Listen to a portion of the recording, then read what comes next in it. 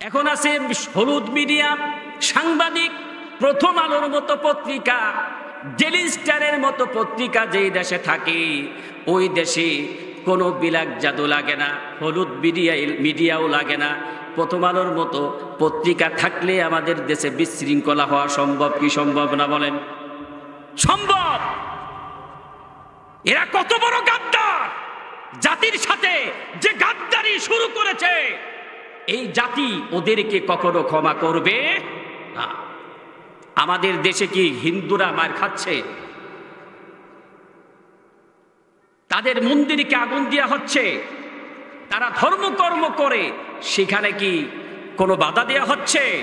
এমনকি নজিরবিহীন ইতিহাস, এদেশের মাদ্রাসার ছেলেরা তারা যেভাবে তাদের পূজার সময় পাহারা দিয়েছে পৃথিবীর ইতিহাসে এমন কোন নজির কোন দেশে নাই, ঠিক কিনা বলে?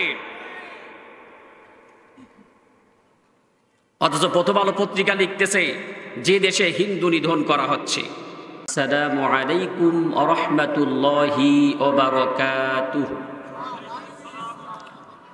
আপনারা সবাই কেমন আছেন? আল্লাহর শুকরিয়ার আওয়াজ ভালো হলো না, আমরা একটু জবান ছেড়ে বলি আলহামদুলিল্লাহ। সবটুকুন শুকরিয়া আল্লাহ সুবহান, মহিয়ান গরিয়ান সর্বশক্তিমান আল্লাহ পাকের জন্য, যিনি আমাদেরকে আজকের এই কোরআনের মাহফিলে কোরআন শোনার জন্য আসার এবং বসার সুযোগ করে দিয়েছেন। সেই মহান মুনিবের দরবারে মাথা অবনত চিত্তে হৃদয়ের আবেগ অনুভূতি উজাড় করে মহাব্বতের সাথে কালিমাতুশ শুকুর আদায় করি, বলি আলহামদুলিল্লাহ। লাখ কোটি, তার চেয়েও আরো অনেক অনেক বেশি দুরুদ ও সালাম আল্লাহর সৃষ্টির প্রধান আকর্ষণ, বিশ্বসভার সভাপতি, সমস্ত নবী রাসূলগণের মাথার মুকুট, শামসুল হিদায়াত, বাদরুদ্দোজা, সৈয়দুস সাকলাইন, ইমামুল মুরসালিন ওয়া খাতামান নাবিয়্যিন, জনাবে মুহাম্মদুর রাসূলুল্লাহ সাল্লাল্লাহু আলাইহি ওয়াসাল্লামের উপর সকলেই জবান ছেড়ে বলি সাল্লাল্লাহু আলাইহি ওয়াসাল্লাম। সম্মানিত সুধী, আমি আপনাদের সামনে মহাগ্রন্থ আল কোরআনুল কারীমের 85 নম্বর সূরা আল বুরুজ থেকে দুইটি আয়াত এবং সূরা আল ইমরান থেকে একটি আয়াত তেলাওয়াত করেছি। আজকের দুটি আয়াত থেকে আপনাদের সামনে কিছু কথা তুলে ধরবার চেষ্টা করব। বিষয়টি আমরা সবাই যেন হৃদয়ঙ্গম করতে পারি, সকলেই বলি আল্লাহুম্মা আমিন। সম্মানিত সুধী, আজকের মাহফিলটি কোনো গতানুগতিক প্রোগ্রাম নয়, সাংস্কৃতিক কোনো পর্ব নয়, রাজনৈতিক কোনো মঞ্চ নয়, এটি হচ্ছে আল্লাহর জান্নাতের বাগিচা, ঠিক কিনা বলেন? আমরা এখানে যারা এসেছি কেবলমাত্র আল্লাহ ও তার মাহবুব বান্দা প্রিয় নবী হযরত মুহাম্মদ সাল্লাল্লাহু আলাইহি ওয়াসাল্লামের রাজি এবং খুশির জন্য এসেছি। ফলশ্রুতিতে আল্লাহ তাআলা আমাদেরকে সীমাহীন মর্যাদায় সমাসীন করে দিয়েছেন, ঠিক কিনা বলেন? কি মর্যাদা আল্লাহ তাআলা আমাদেরকে দিলেন, আমি কি হাদিস থেকে আপনাদেরকে একটু শোনাবো? আপনারা যদি অনুমতি দেন তাহলে শোনাবো, আর অনুমতি যদি না দেন তাহলে ডাইরেক্ট আলোচনা শুরু করব। অনুমতি কি আপনারা দিবেন? আমি কি শোনাবো আপনাদেরকে? আমার ভাইয়েরা, সুনানু ইবনে মাজাহ, আল্লাহর নবী বিশ্ব নবী বলেছেন, দিন শিখার জন্য, জ্ঞান অর্জন করার জন্য রাস্তায় যারা বের হয়ে আসে আল্লাহর নবী বলেন, ইন্নাল মালাইকাতা লাতাদউ আজনিহাতাহা রিদান লিতালিবিল ইলম। আল্লাহর ফেরেশতারা তাদের পায়ের নিচে ফেরেশতাদের পাখাটা গালিচা হিসাবে বিছিয়ে দেয়। আপনারা দিন শিখার জন্য আসছেন না? জ্ঞান শিখার জন্য আসছেন না? ইলম শিখার নিয়তই তো আসছেন, নাকি সুর শুনবেন এরকম কোনো উদ্দেশ্য আছে? শিখার জন্য আসছেন তো সবাই, থাকবেন তো কিছু সময়, নাকি আমাকে রেখে চলে যাবেন? শেষ পর্যন্ত কারা কারা থাকতে রাজি আছেন? একটু ভাইয়েরা একটু দুহাত উঁচু করে আল্লাহকে দেখান। নারায়ে তাকবীর, নারায়ে তাকবীর। আল কোরআনের আলো, আল হাদিসের আলো, নারায়ে তাকবীর। আমার ভাইয়েরা, আল্লাহর নবী বিশ্ব নবী বলেন, ওয়া ইন্নাল ইলমা লায়াস্তাগফিরু লাহু মান ফিস সামাওয়াতি ওয়াল আরদি হাত্তা হিতানু ফিল মা। আল্লাহর নবী বিশ্ব নবী বলেন, দিন শেখার জন্য, জ্ঞান অর্জন করার জন্য যারা রাস্তায় বের হয়ে আসে, আসমান এবং জমিনে যা কিছু আছে ও পানির মধ্যে যা কিছু আছে, সব কিছু দিন শিক্ষাকারী ব্যক্তির জন্য ক্ষমা চাইতে থাকে। আপনারা খুশি হন নাই মনে হয়? আপনাদের সুবহানাল্লাহ, আলহামদুলিল্লাহর যে অবস্থা, আপনারা খুশি হতে পারেন নাই? আপনারা খুশি হয়েছেন না?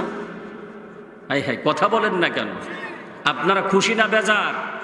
আপনারা এখানে এসেছেন তার কারণে আসমানে যা কিছু আছে, জমিনে যা কিছু আছে, পানির মধ্যে যা কিছু আছে, সব কিছু আপনাদের জন্য মাগফিরাত কামনা করতেছে, আর আপনারা খুশি হতে পারলেন না।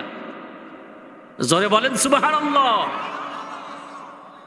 একটি তথ্য আপনাদেরকে দিই, একবিংশ শতাব্দীর এই যুগে বিজ্ঞানের যত শাখা প্রশাখা আছে, তার মধ্যে সর্বোচ্চ শাখা হলো আকাশ বিজ্ঞান।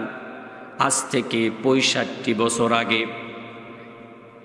আজ থেকে 65 বছর আগে মানুষ চাঁদে গিয়েছিল। চাঁদের ওই পাশে আর কেউ যেতে পারে নাই।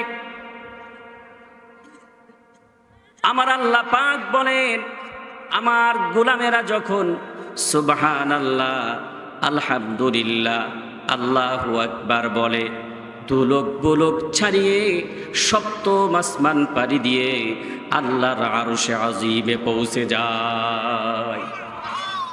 খুশি তো? আমার ভাইয়েরা, শুধু তাই নয়, এখানে আসার কারণে কি লাভ হয়েছে আপনারা শোনেন। আল্লাহর নবী বলেছেন, কাতাবাল্লাহু লিকুল্লি হারবিন ওয়া কদামিন ইবাদাতা সানাম। বান্দার প্রত্যেকটি কদমের বিনিময়ে ও বান্দার প্রত্যেকটি অক্ষর শিখার বিনিময়ে আমার আল্লাহ পাক এক এক বছরের সব আমল নামায় লিখে দেয়। আপনারা খুশি হয়েছেন না? খুশি হয় নাই কে? জোরে বলেন, খুশি হয় নাই কে? শয়তান। শয়তান সে খুশি না। শয়তান চায় আমাদেরকে জাহান্নামী বানাতে, ঠিক কিনা বলেন? আর আমার আল্লাহ চায় আমার বান্দারা যেন সব জান্নাতি হয়ে যায়, ঠিক কিনা? আসুন আমরা শয়তানের গালে চপটাঘাত করে আমরা আজকের আলোচনা শুরু করি। আমার সাথে পড়েন, আউযু বিল্লাহি মিনাশ শাইতানির রাজীম। বিসমিল্লাহির রহমানির রহিম।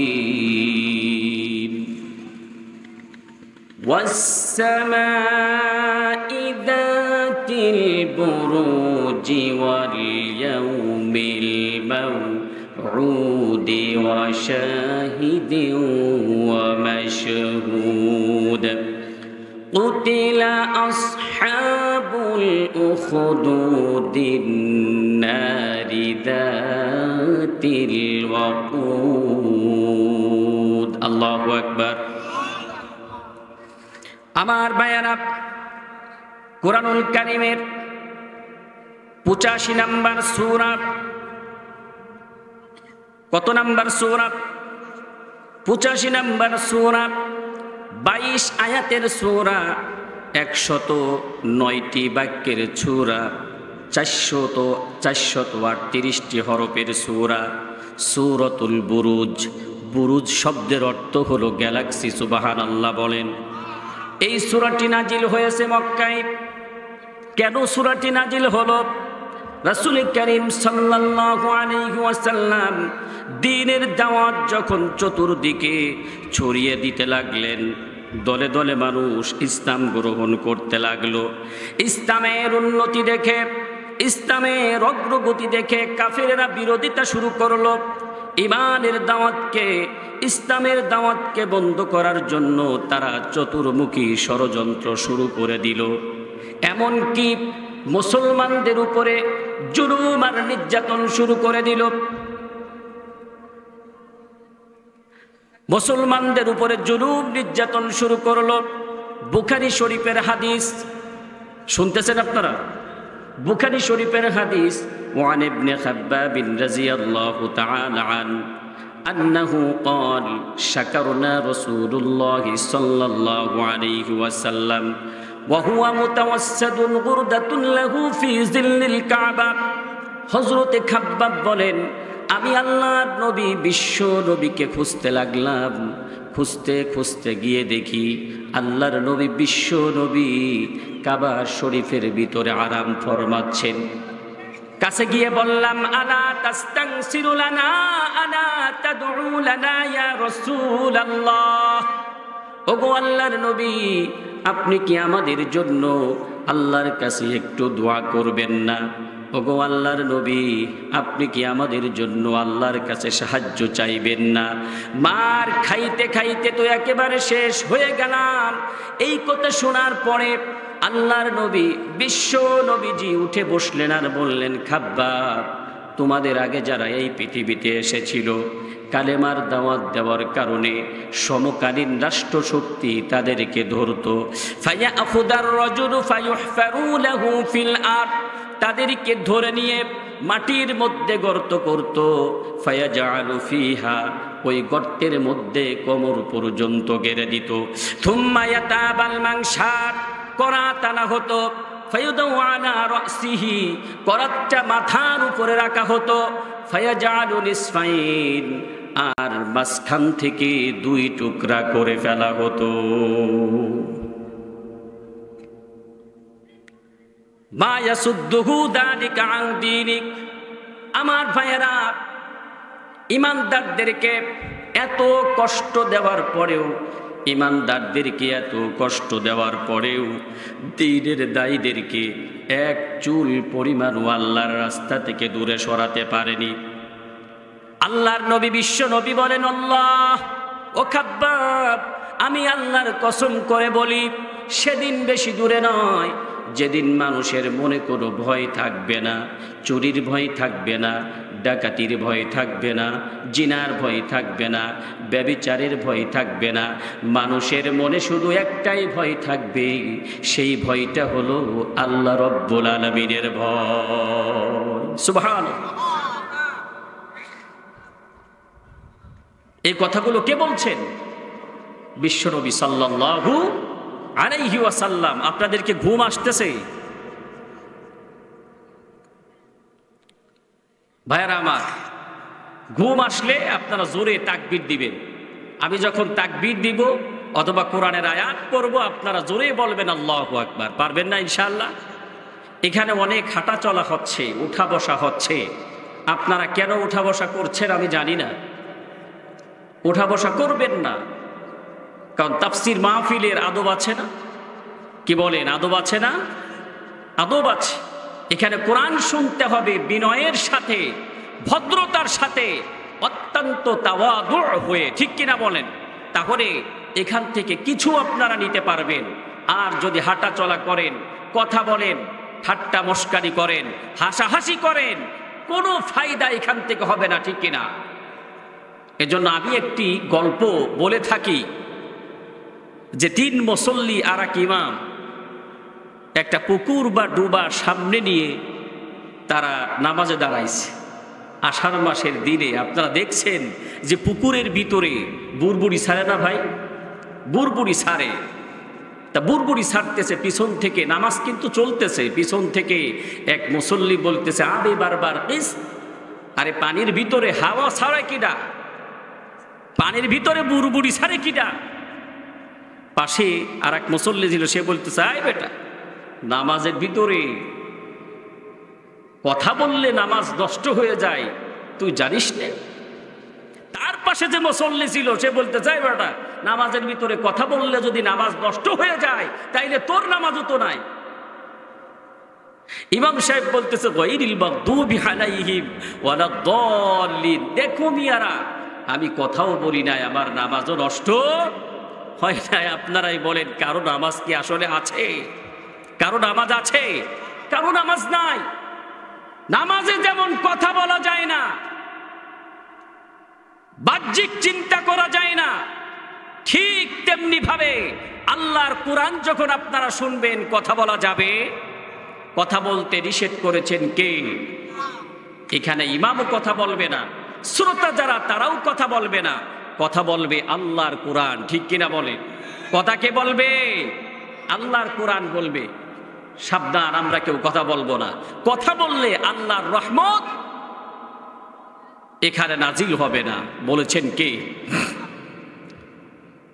আল্লাহ রাব্বুল আলামিন বলেন وَإِذَا قُرِئَ الْقُرْآنُ فَاسْتَمِعُوا لَهُ وَأَنصِتُوا لَعَلَّكُمْ تُرْحَمُونَ। আল্লাহু আকবার বলেন। আল্লাহ পাক বলেন, যখন তোমাদের সামনে কোরআন থেকে আলোচনা হবে, কোরআনের কথা যখন তোমাদের সামনে হবে, তোমাদের কাজ হলো 2টা। কয়টা? সবাই জোরে বলেন কয়টা? ফাস্তামিউ, তোমরা মন দিয়ে শুনবে, ওয়া আনসিতু, আর চুপ থাকবে। এই 2টা কাজ যদি তোমরা করতে পারো, লাআল্লাকুম তুরহামুন, তাহলে তোমাদের উপর আল্লাহ তাআলা রহমত নাজিল করবে।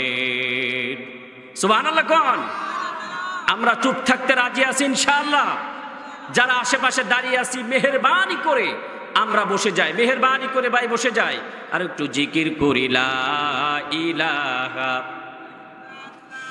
ও লা ইলাহা ও লা ইলাহা লা ইলাহা ইল্লাল্লাহু মুহাম্মাদুর রাসূলুল্লাহ। ভাইরা আমার, আল্লাহর নবী বিশ্ব নবী বলছেন খাব্বাব, ওয়ালাকিন্নাকুম কুনতুম তাস্তাজিলুন, ও খাব্বাব তোমরা বড় তাড়াহুড়া করছো। তাড়াহুড়া করো না, মার খাও, রক্ত দাও, জীবন দাও। জীবন যদি দিতে পারো আল্লাহর জমিনে, আল্লাহর দিন কায়েম হবেই হবে, ঠিক কিনা বলে? জীবন যদি দিতে পারো আল্লাহর জমিনে, দিন প্রতিষ্ঠিত করবেন কে? আরো জোরে বলেন। এই যে দিন প্রতিষ্ঠা করা, এটা হচ্ছে সব ফরজের বড় ফরজ, ঠিক কিনা বলে? অথচ আমরা দিন প্রতিষ্ঠার কাজে একেবারে নেই বললেই চলে। দিন প্রতিষ্ঠার কাজ, এটা হলো আমাদের উপরে ফরজ। এই ফরজ করেছেন কে? আল্লাহ রাব্বুল আলামিন সূরা শুরা 13 নম্বর আয়াতে বলেন, শারআ লাকুম মিনাদ-দীনি মা ওয়াসসা বিহি নূহা ওয়াল্লাযী আওহায়না ইলাইকা ওয়া মা ওয়াসসাইনা বিহি ইব্রাহিমা ওয়া মূসা ওয়া ঈসা আন আকিমুদ-দীন ওয়ালা তাতাফাররাকু ফীহি। আল্লাহু আকবার বলেন। আল্লাহ পাক বলেন, তোমাদের জন্য দ্বীনকে, শরিয়াতকে আমি আল্লাহ বিধিবদ্ধ করে দিলাম। হে নবী, তোমার উপরে আমি ওহী নাজিল করে দিলাম। আর নূহকে বললাম, নূহ, আল্লাহর দিন, আমার দিন, আল্লাহর দিন আল্লাহর জমিনে কায়েম করো। ইব্রাহিমকে বললাম, মূসাকে বললাম, ঈসাকে বললাম, তোমরা দিন কায়েম করো। আর এই দিন কায়েম করতে গিয়ে তোমরা মতভেদ সৃষ্টি করো না। ঠিক কিনা বলে? কিন্তু দিন কায়েমের ব্যাপারে আমাদের দেশে মতভেদ আছে না নাই? নামাজে মতভেদ নাই, রোজায় মতভেদ নাই, হজে মতভেদ নাই, পর্দার ব্যাপারে মতভেদ নাই। দিন কায়েমের ব্যাপারে আমাদের দেশে এত মতভেদ চিন্তাই করা যায় না। ঠিক কিনা বলে? নামাজের কথা আল্লাহ পাক বলেছেন ৮২ বার, আর দিন কায়েমের কথা আল্লাহ রাব্বুল আলামিন বলেছেন ৮৬ বার। ঠিক কিনা? দিন কায়েমের ব্যাপারে আমরা মতভেদ করি, আমরা এক হতে পারছি না। এটা আমাদের জন্য দুঃখজনক। ঠিক কিনা বলে? সম্মানিত ভাইয়ারা আমার, সাহাবায়ে কেরাম জীবন দিলেন দিন কায়েমের জন্য, তারা রক্ত দিলেন দিন কায়েমের জন্য, তাদের জীবনটা দিয়ে দিলেন দিন কায়েমের জন্য।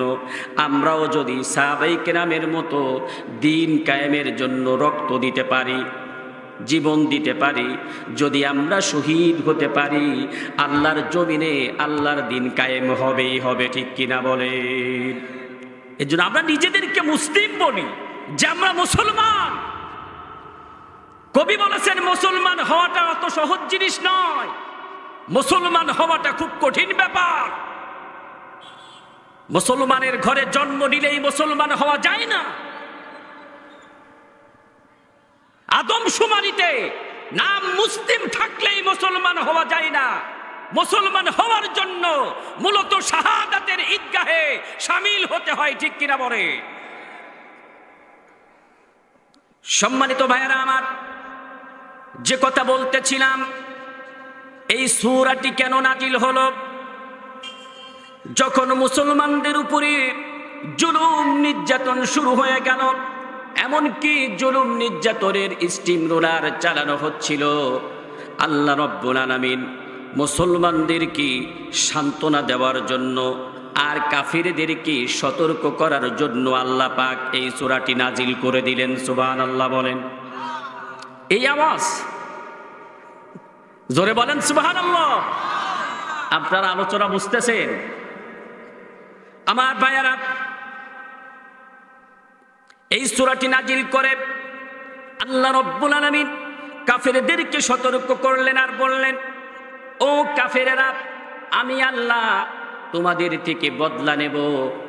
আর মুসলমানদেরকে বললেন, ও মুসলমানেরা, তোমরা যদি জুলুম নির্যাতনের মোকাবেলায় ঈমানের উপরে অবিচল থাকতে পারো, অটল থাকতে পারো, আমি আল্লাহ রাব্বুল আলামিন তোমাদেরকে পুরস্কার দিব।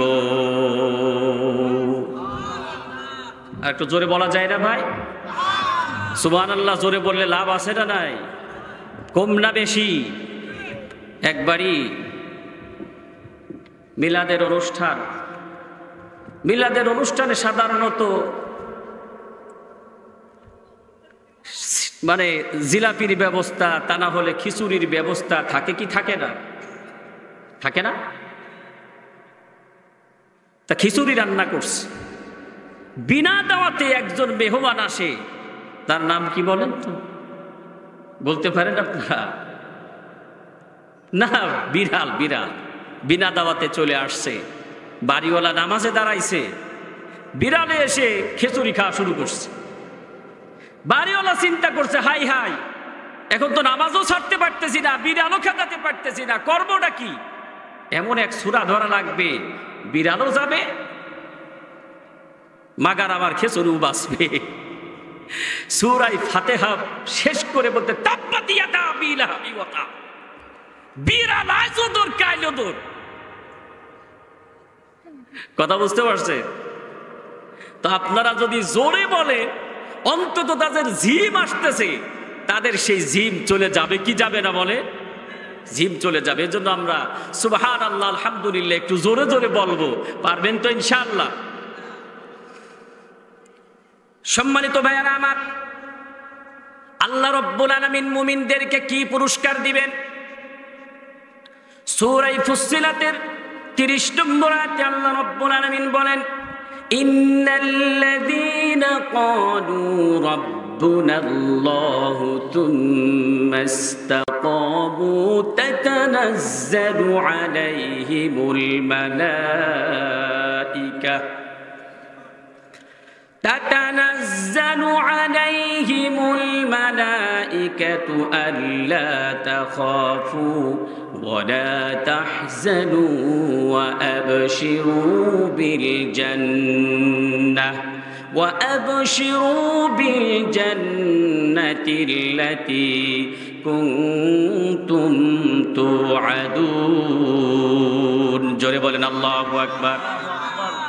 আল্লাহ রাব্বুল আলামিন বলেন, নিশ্চয়ই যারা বলে আল্লাহ আমার রব, এই কথার উপরে অবিচল থাকে, অটল থাকে, তাদের কাছে তাদের মৃত্যুর সময় ফেরেশতারা এসে বলে, আল্লাহ তাখাফু, ভয় পেও না, ওয়ালা তাহজানু, আর চিন্তাও করো না, ওয়া আবশিরু বিল জান্নাত, জান্নাতের সুসংবাদ শোনো, কুনতুম তুআদুন, যেই জান্নাতের ওয়াদা আল্লাহ রাব্বুল আলামিন তোমাদের সাথে করেছে।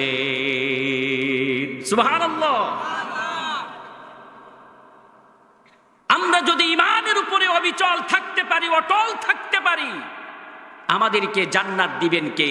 আল্লাহ। জোরে বলেন আল্লাহ। আমরা জান্নাতে যেতে চাই। কারা কারা জান্নাতে যেতে চায়? আল্লাহ আমাদের সবাইকে কবুল করে নিক, সকলে বলে আমিন। হাত নামান, আমরা সামনের দিকে যাই। আসুন আমরা মূল আলোচনায় চলে যাই। আল্লাহ পাক বলছেন, কুতিলা আসহাবুল উখদুদ, ধ্বংস হয়েছে পরীক্ষা খননকারীরা। কারা ধ্বংস হয়েছে? পরীক্ষা খননকারীরা।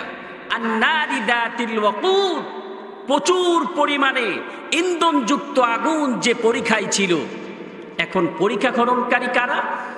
যারা বড় বড় গর্ত খুঁড়ে সেই গর্তের মধ্যে আগুন জ্বালিয়ে ঈমানদারদেরকে জ্বালিয়ে পুড়িয়ে তাদেরকে শেষ করে দিয়েছিল, এবং তাদেরকে জ্বালানো পোড়ানোর সেই বিভৎস দৃশ্য তারা দেখতেছিল। তারাই হলো গর্তওয়ালা। তারাই কি? গর্তওয়ালা, গর্ত খননকারী। আমার ভাইয়েরা, এই বিষয়টি বলার জন্য আল্লাহ রাব্বুল আলামিন এই গর্তওয়ালাদের কাহিনী বলার জন্য আল্লাহ রাব্বুল আলামিন 3টা জিনিসের কসম করেছেন। কয়টা জিনিস? একটু সবাই জোরে বলেন না ভাই, কয়টা জিনিসের কসম করেছেন? 3টা।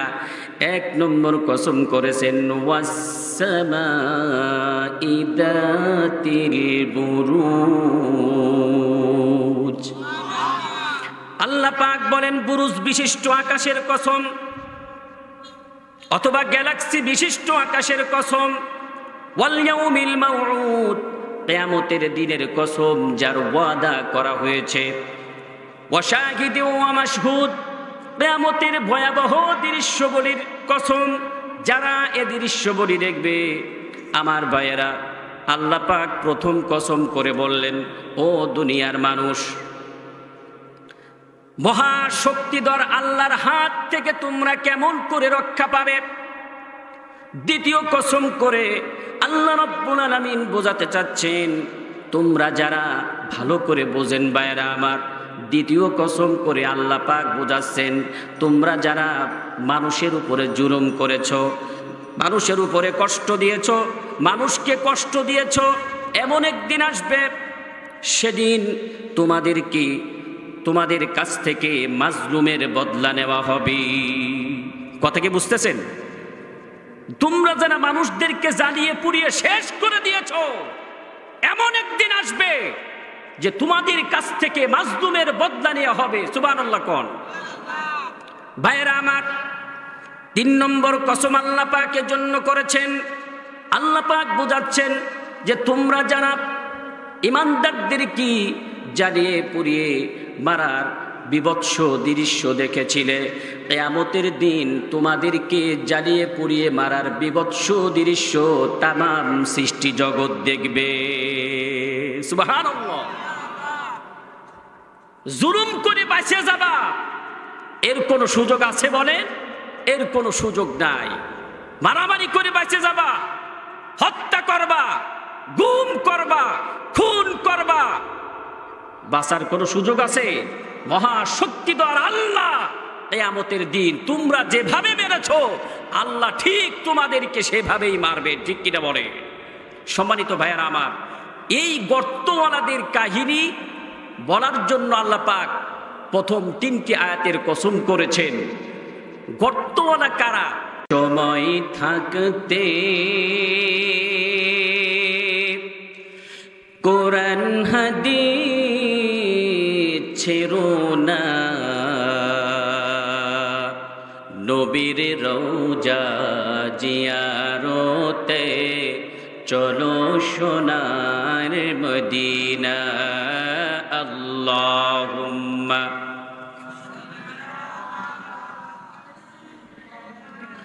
মাওলানা মুহাম্মদ ওয়া আলা আলি সাইয়্যিদিনা।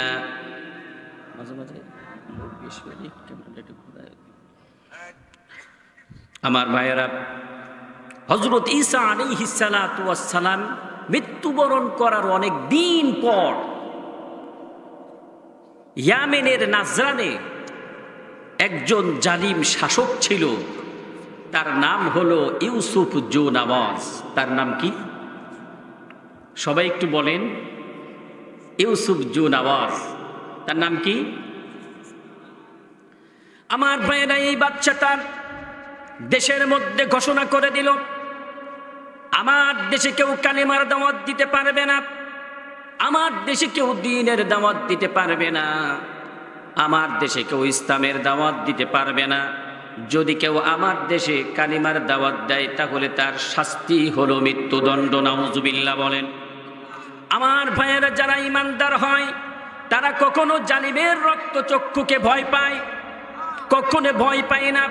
আল্লাহ রাব্বুল আলামিন এই কথাটা সূরা আহজাবের 39 নম্বর আয়াতে বলেছেন, আল্লাযীনা ইউবাল্লিগুনা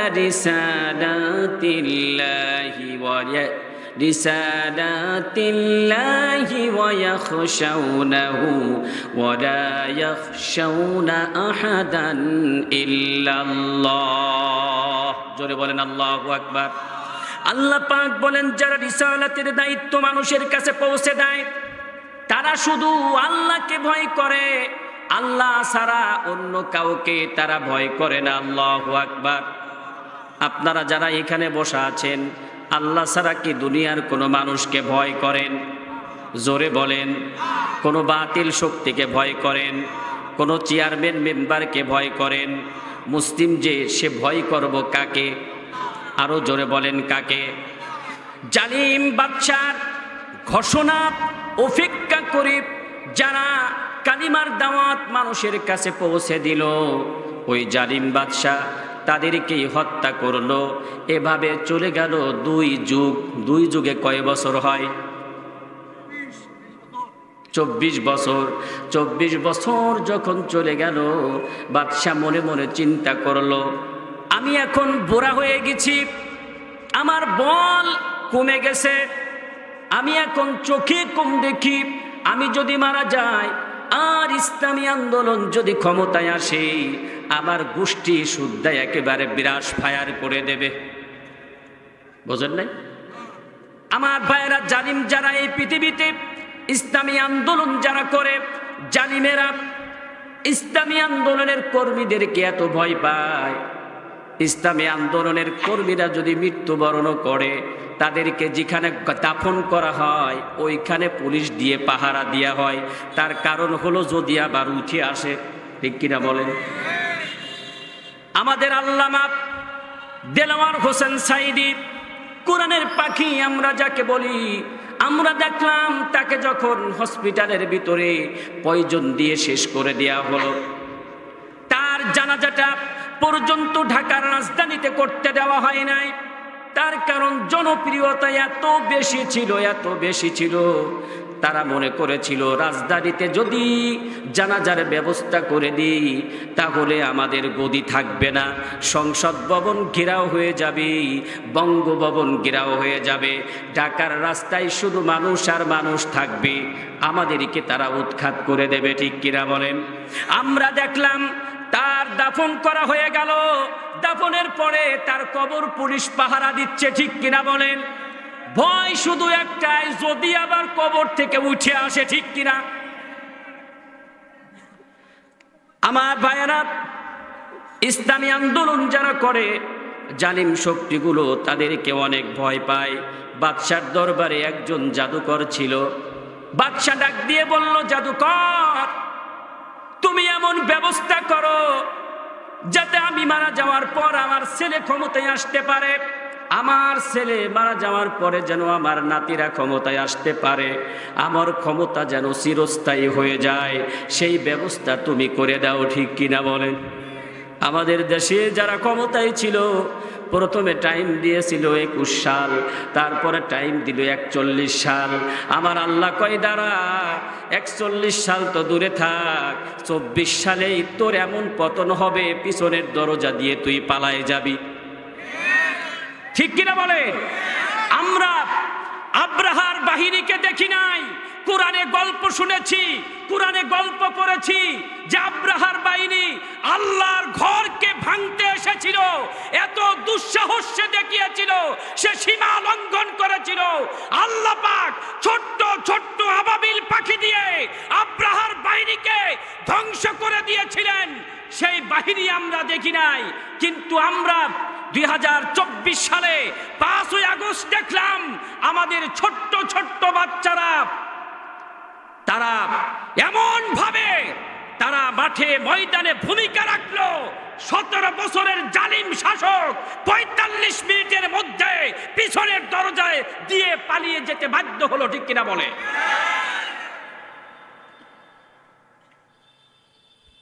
এরা হলো আব্রাহার সেই বাহিনী। ঠিক কিনা বলেন?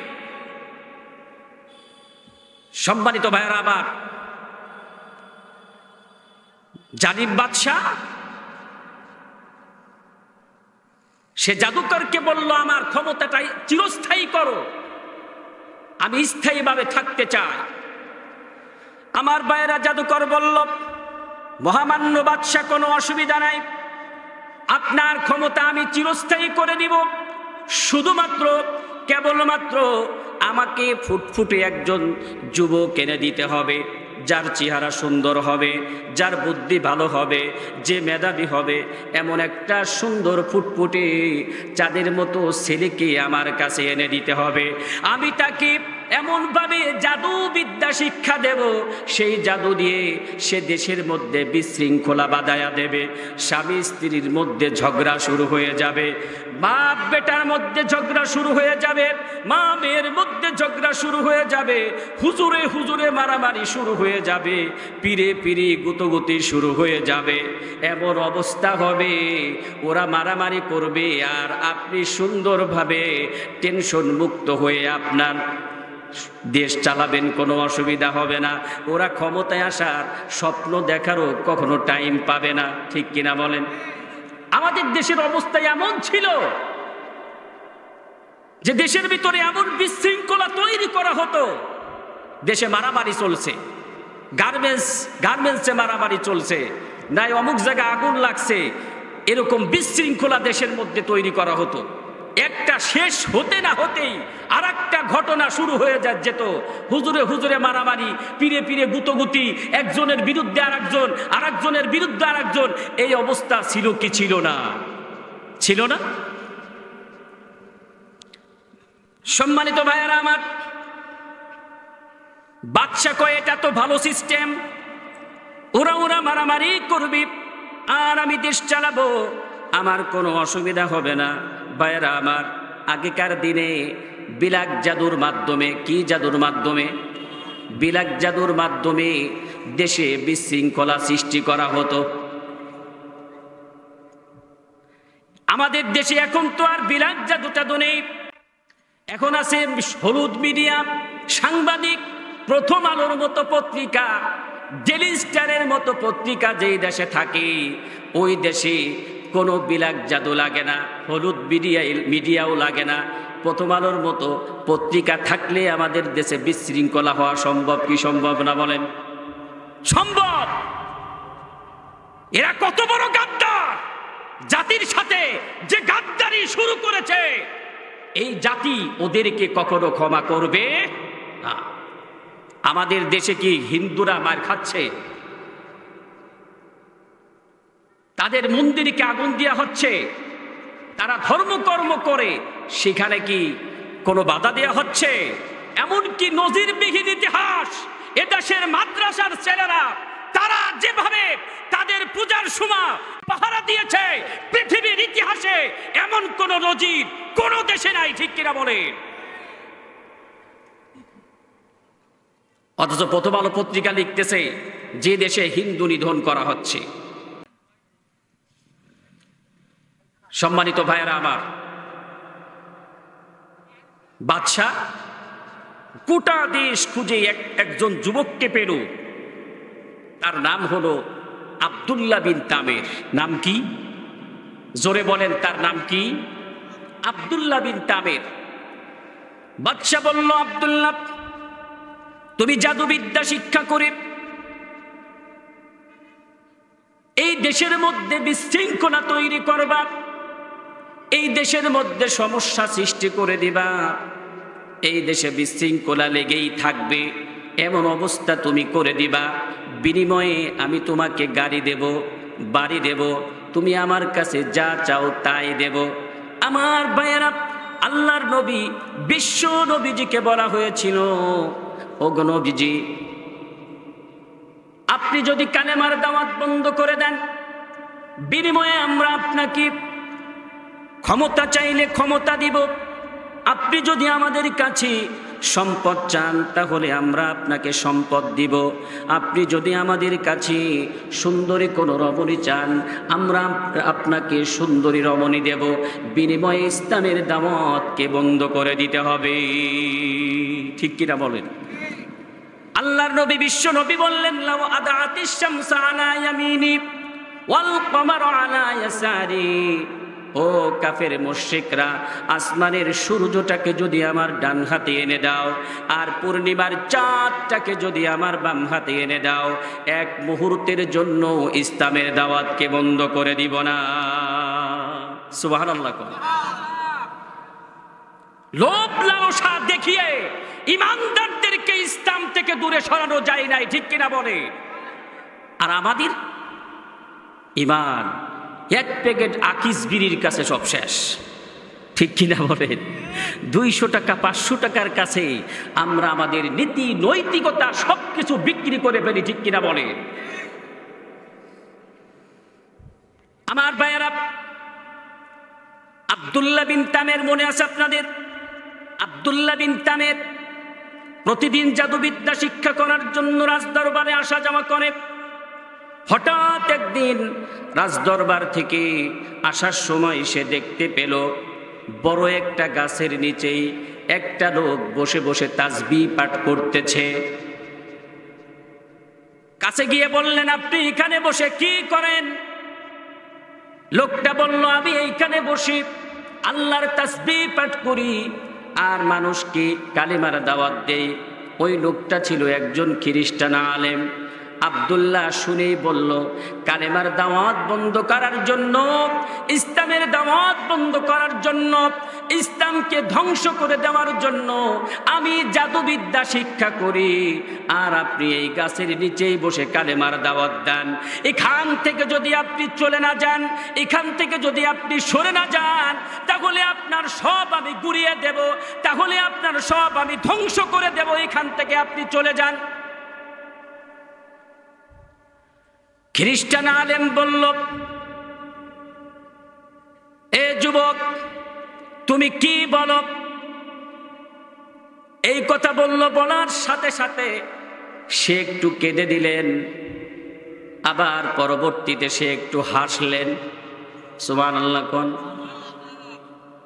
যুবক ডাক দিয়ে বলল, আপনি আমার চেহারার দিকে তাকিয়ে কেন কাঁদলেন?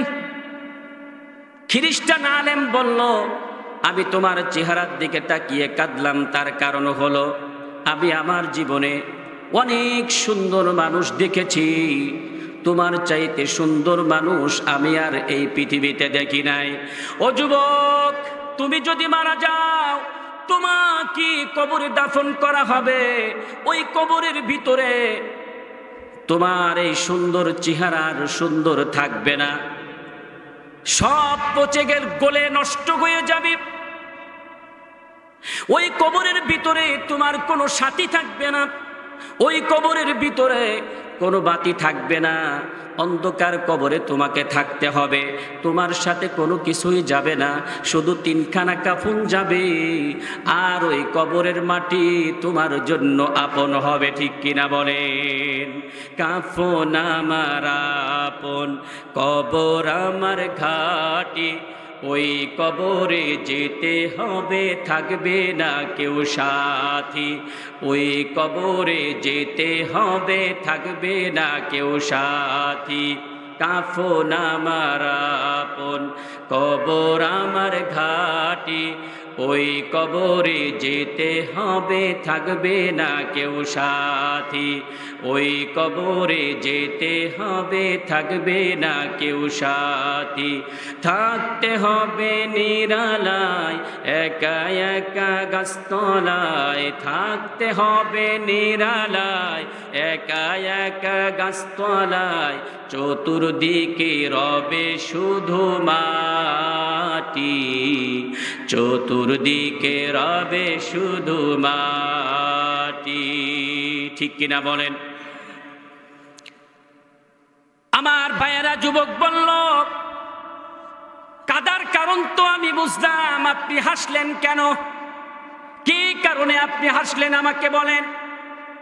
খ্রিস্টান আলেম বলল, যুবক, আল্লাহ রাব্বুল আলামিন তোমাকে তৈরি করেছেন তার প্রতিনিধিত্ব করার জন্য, তুমি তার প্রতিনিধিত্ব করবে, আল্লাহর গোলামি করবে, আল্লাহর দাসত্ব করবে, অথচ তুমি আল্লাহর গোলামদেরকে শেষ করে দিতে চাও, কালিমার দাওয়াতকে বন্ধ করে দিতে চাও, এই জন্য আমি হাসলাম। ও যুবক, তুমি শোনো, আল্লাহ রাব্বুল আলামিন তোমাকে আমাকে কি জন্য বানিয়েছেন? ওয়াইদ ক্বালা রাব্বুকা লিল মালাইকাতি ইন্নী জাইলুন ফিল আরদি খলিফা ক্বালু আতাজআলু ফিহা মান ইউফসিদু ফিহা ওয়া ইয়াসফিকুদ দিমা ونحن نسبح بحمدك ونقدس لك قال إني أعلم ما لا تعلمون। একটু জোরে বলেন আল্লাহু আকবার। আল্লাহ পাক বলেন, ও ফেরেশতারা, আমি এই পৃথিবীতে প্রতিনিধি বানাতে চাই। কি বানাতে চাই? জোরে বলেন। আমরা আল্লাহর প্রতিনিধি। আমরা আল্লাহর কি? কথা কয় না বাঙালি। আমরা আল্লাহর কি? জোরে বলেন। মনে হচ্ছে আমি আজিমপুর গোরস্থানের সামনে বসে ওয়াজ করতেছি, ঠিক কি না? মানুষের সামনে ওয়াজ করলে তো সারা শব্দ পাওয়া যাবে। আপনারা যদি সারা শব্দ না দেন, তাহলে আমার তো ওয়াজ করতে ভালো লাগবে না। আপনারা যদি একটু সাড়া দেন, তাহলে আমরা প্রাণবন্ত হই, আমাদের কথা বলতে সুবিধা হয়। শিক্ষক যদি ছাত্রকে প্রশ্ন করে, ছাত্র যদি উত্তর না দেয়, শিক্ষকের ক্লাস নিতে কি ভালো লাগবে? জোরে বলেন।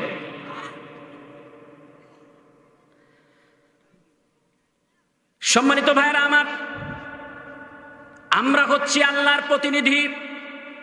আমাদের দেখেন, আমরা আল্লাহর প্রতিনিধি, আমাদেরকে বানাবেন। আল্লাহ পাক সিদ্ধান্ত নিয়েছেন, তারপরও ফেরেশতাদেরকে ডেকেছেন, ও ফেরেশতারা, আমি পৃথিবীতে প্রতিনিধি বানাতে চাই, এ ব্যাপারে তোমাদের মতামত কি? ফেরেশতারা বলল, ক্বালু আতাজআলু ফিহা, আপনি আবার কাদেরকে বানাবেন? যারা পৃথিবীতে গিয়ে ফিতনা ফাসাদ সৃষ্টি করবে, রক্তপাত ঘটাবে, অথচ আমরাই তো আপনার তাসবিহ পাঠ করছি, আপনার প্রশংসা করছি, আপনার পবিত্রতা ঘোষণা করছি। আল্লাহ কি বললেন ভালো করে শোনেন। আল্লাহ বললেন ক্বালা ইন্নী আ'লামু মা লা তা'লামুন। আল্লাহ বললেন ও ফেরেশতারা, আমি যা জানি তোমরা তা জানো না। সুবহানাল্লাহ বলবেন না? আল্লাহ পাক ফেরেশতাদেরকে বললেন, ফেরেশতারা তোমরা আদম আলাইহিস সালামের একটা অবকাঠামো তৈরি করে নিয়ে আসো। আদম আলাইহিস সালামের অবকাঠামো তৈরি করে নিয়ে আসলো। আমার আল্লাহর কাছে সেটা পছন্দ হলো না। আল্লাহ পাক বললেন ফেরেশতারা, আমি আবার আদমকে নিজ হাতে তৈরি করতে চাই। বুখারী শরীফের হাদিস, খলাকাল্লাহু আদামা আলা সূরাতিহি তুলুহু 60 জিরাআন। আল্লাহ পাক আদমকে নিজের হাতে নিজের সূরত দিয়ে 60 হাত দীর্ঘ করে বানালেন। অন্য হাদিসে এসেছে খলাকাল্লাহু আদামা আলা সূরাতির রহমান, আমি আদমকে রহমানের সূরত দিয়ে তৈরি করেছি। বলেন সুবহানাল্লাহ।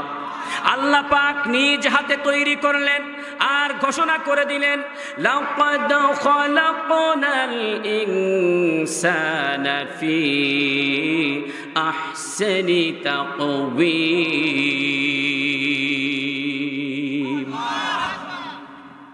আল্লাহ পাক বলেন আমি আদমকে সুন্দর অবকাঠামো দিয়ে, মানুষকে সুন্দর অবকাঠামো দিয়ে, সুন্দর চেহারা দিয়ে তৈরি করেছি। সুবহানাল্লাহ। মানুষ যে সুন্দর তার একটি উদাহরণ আপনাদেরকে দেই।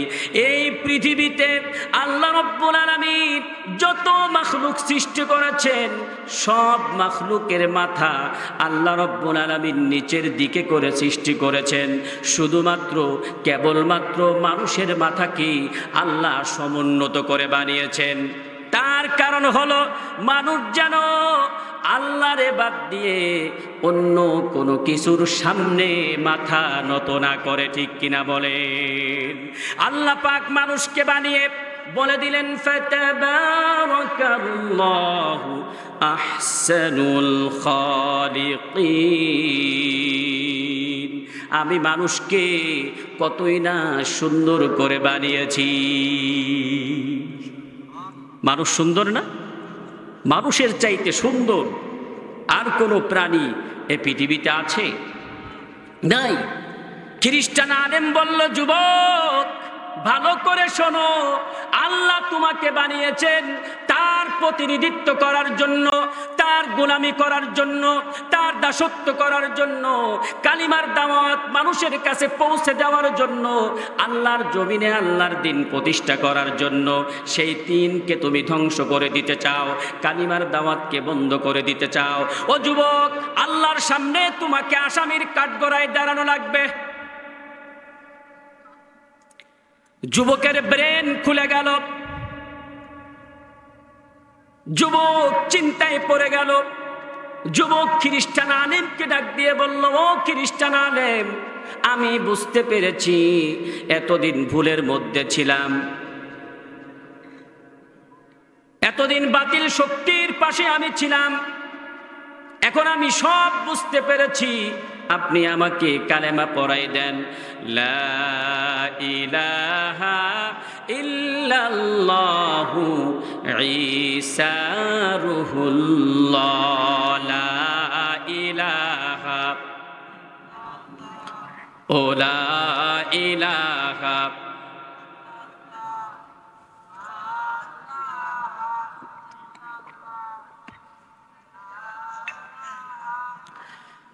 পাখির গানে গানে ঢেউয়ের তালে তালে, পাখির গানে গানে ঢেউয়ের তালে তালে, ওই নামেরই গান শোনা যায়, ওই নামেরই সুর শোনা যায়, হইলে পাগল পারা, লা ইলাহা ও লা ইলাহা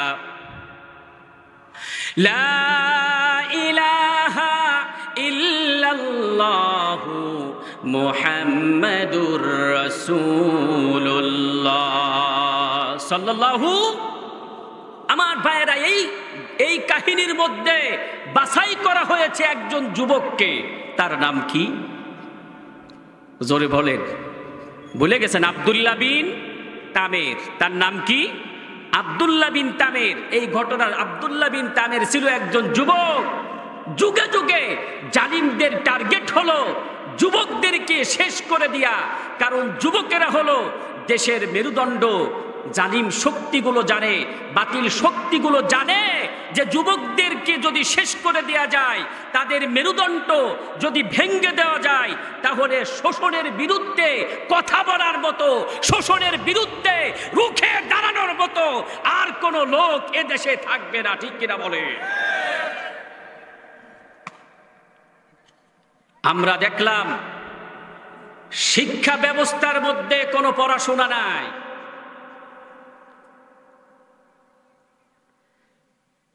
সব হিন্দুদের গল্প কাহিনী শিক্ষা ব্যবস্থার মধ্যে, এমনকি মাদ্রাসার বইয়ের মধ্যেও আমার ভাইয়েরা ভুল শিক্ষা দেওয়া হয়েছে। ঠিক কিনা বলে? কারণ এই সব শিক্ষা যদি জাতির ভিতরে ছড়িয়ে দেওয়া যায়, তাহলে যুবকদেরকে বিপদগামী করা যাবে। যুবকদেরকে ইসলাম থেকে যদি দূরে সরিয়ে দেওয়া যায়, তাহলে ইসলামের পক্ষে, দ্বীনের পক্ষে তারা দাঁড়াতে পারবে না। ঠিক কিনা বলে? সম্মানিত ভাইয়েরা আমার, যুবক কালেমা পড়ে মুসলমান হয়ে গেল। একদিন রাজদরবারে যাওয়ার সময় সে দেখলো রাস্তার মধ্যে একটা বিরাট বাঘ বসে আছে। রাস্তার দুই পাশে হাজার হাজার মানুষ দাঁড়িয়ে আছে, রাস্তা পার হতে পারছে না। যুবক মনে মনে চিন্তা করল, এটাই হলো সুযোগ, আমি আজকে পরীক্ষা করে দেখব পাদ্রীর ধর্ম সত্য না জাদুকরের ধর্মটা সত্য। যুবক কাছে গিয়ে আল্লাহর দরবারে হাত তুলে বলল, আল্লাহ, জাদুকর অপেক্ষা যদি খ্রিস্টান আলেমের ধর্মটা সত্য হয়, এই যে পাথর আমার হাতে দিলাম, এই পাথরটা ওই প্রাণীর গায়ে মারার সাথে সাথে প্রাণীটি মারা যাবে। আমার ভাইয়েরা, যুবক একটি পাথর হাতে নিল, বিসমিল্লাহ বলে ওই পাথরটি ওই হিংস্র প্রাণীর গায়ে আঘাত করলো। কোন মুফাসসিররা বলেন পাথর আঘাত করার সাথে সাথে ওই প্রাণীটি জঙ্গলের দিকে চলে গেল। আবার কোন মুফাসসির বলেন পাথরটি গায়ে লাগার সাথে সেখানেই হিংস্র প্রাণীটি মারা গেল। মানুষ দলে দলে মানুষ আশ্চর্য হয়ে গেল। হাজার হাজার মানুষ সেখানে যুবকের প্রতি তারা আকৃষ্ট হয়ে গেল। এমনকি যুবক যে ধর্মে দীক্ষিত হয়েছে, সেই মানুষগুলো ওই ধর্মে দীক্ষিত হলে সুবহানাল্লাহ। এই ঘটনা খ্রিস্টান আলেমের কাছে গিয়ে বলল, হুজুর, আজকে বিরাট এক ঘটনা ঘটে গেছে। খ্রিস্টান আলেম বলল, কি ঘটনা? সে বলল যে হিংস্র প্রাণী ছিল, আমি আল্লাহর নাম নিয়ে পাথর মেরেছি আর সেই প্রাণী মারা গেছে। আমার হাতে হাত দিয়ে হাজারো মানুষ ইসলাম গ্রহণ করেছে। সবাই জোরে বলেন সুবহানাল্লাহ। খ্রিস্টান আলেম বলল, তুমি আমার থেকে উত্তম, তোমার উপরে যে কোনো সময় ইমানি পরীক্ষা হতে পারে। কি পরীক্ষা? ইমানি পরীক্ষা। ইমানদার তার ইমানি পরীক্ষা হবে কি হবে না? জোরে বলেন। ইমানি পরীক্ষা অনিবার্য। প্রত্যেকটা ইমানদারকে আল্লাহ পাক ইমানি পরীক্ষা নিবেন। ইমানি পরীক্ষা ছাড়া আল্লাহ পাক কাউকে জান্নাত দিবেন না। ঠিক কিনা বলে?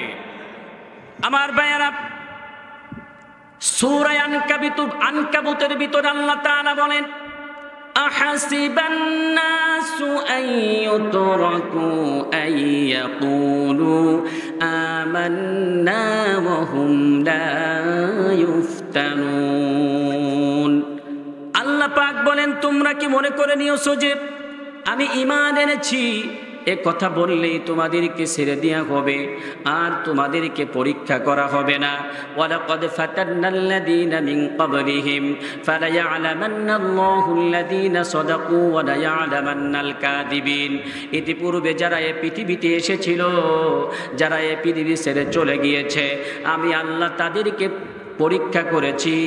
আমি আল্লাহকে তো দেখতে হবে ঈমানের উপরে কারা সত্যবাদী আর কারা মিথ্যাবাদী, ঠিক কিনা বলেন?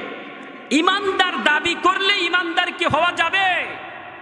ঈমানদার হওয়ার জন্য মূলত পরীক্ষা দিতে হবে, পরীক্ষায় টিকে থাকতে হবে। আপনি যদি পরীক্ষায় পাসটা করতে পারেন তাহলে ঈমানদার হতে পারবেন না।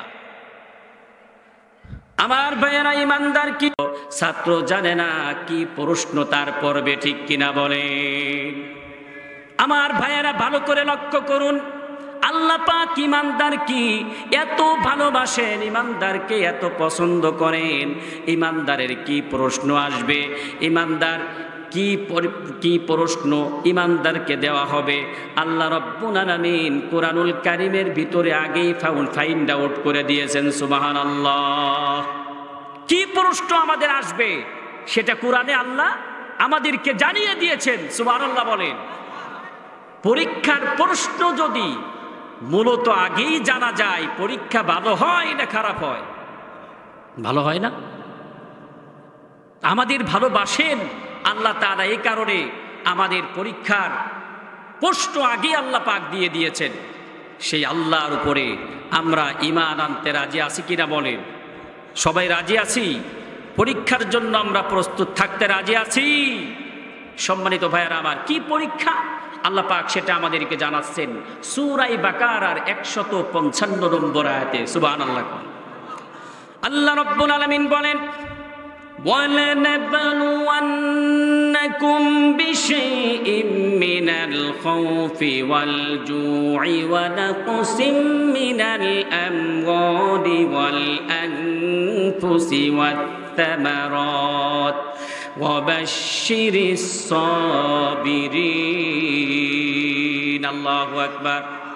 আল্লাহ পাক বলেন, আমি তোমাদেরকে পরীক্ষা করব ভয় দিয়ে, ওয়াল জুই ক্ষুধা দিয়ে, ওয়ানাকসিম মিনাল আমওয়ালি ওয়াল আনফুসি ওয়াত থামারাত, আমি তোমাদেরকে পরীক্ষা করব জানমাল দিয়ে আর ফল ফসলের ক্ষতি দিয়ে। ওয়াবাশশিরিস সাবিরিন, ধৈর্যশীল যারা হবে তাদের জন্য রয়েছে সুসংবাদ। সুবহানাল্লাহ কোন? তাহলে আমাদের পরীক্ষা কি? 1 নম্বরে ভয়, 2 নম্বরে ক্ষুধা, 3 নম্বরে আমাদের জানমাল আর আমাদের ফল ফসলের ক্ষতি দিয়ে আল্লাহ রাব্বুল আলামিন আমাদেরকে পরীক্ষা করবেন। সুবহানাল্লাহ বলেন। তো আব্দুল্লাহ বিন তামেরের ওইভাবে পরীক্ষা হবে কি হবে না? আব্দুল্লাহ বিন তামের এই যুবককে আল্লাহ রাব্বুল আলামিন এমন কারামতি দিলেন। কারামতি বোঝেন? আমাদের দেশে ওলিউল্লাহ, যারা ওলিউল্লাহরা তাদের অনেক কারামতি আল্লাহ পাক দিয়েছিলেন। আমাদের দেশের একজন ওলি শুয়ে আছে, হযরত শাহজালাল ইয়ামিনী রহমাতুল্লাহি আলাইহি। তিনি জায়নামাজ বিছিয়ে নদী পার হয়ে চলে গিয়েছেন। এরকম কারামতির গল্প শুনেছেন কি শোনেন নাই? ওলি আল্লাহদেরকে আল্লাহ তাআলা কারামতি দান করেছিলেন। এই কারামতি এটা হলো হক, এটা বিশ্বাস আমাদেরকে করতেই হবে, ঠিক কিনা বলেন? যুবককে আল্লাহ তাআলা এমন কারামতি দিলেন, সে জন্মান্ধ, চোখে দেখে না।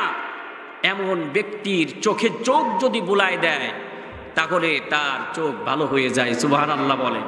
এই যে চোখ ভালো করে দেন তিনি কে? কুষ্ঠরোগী, গায়ে ঘাও পসরা ভরা, তার গায়ে যদি একটু হাত বোলায় দেয় তাহলে সেই যুবকটা ভালো হয়ে যায়। পেটে ব্যথা যদি পানি পড়ে দেয় তাহলে তার পেটে ব্যথা সেরে যায়। মাজায় ব্যথা যদি তেল পড়ে দেয় তাহলে তার মাজায় ব্যথা সেরে যায়।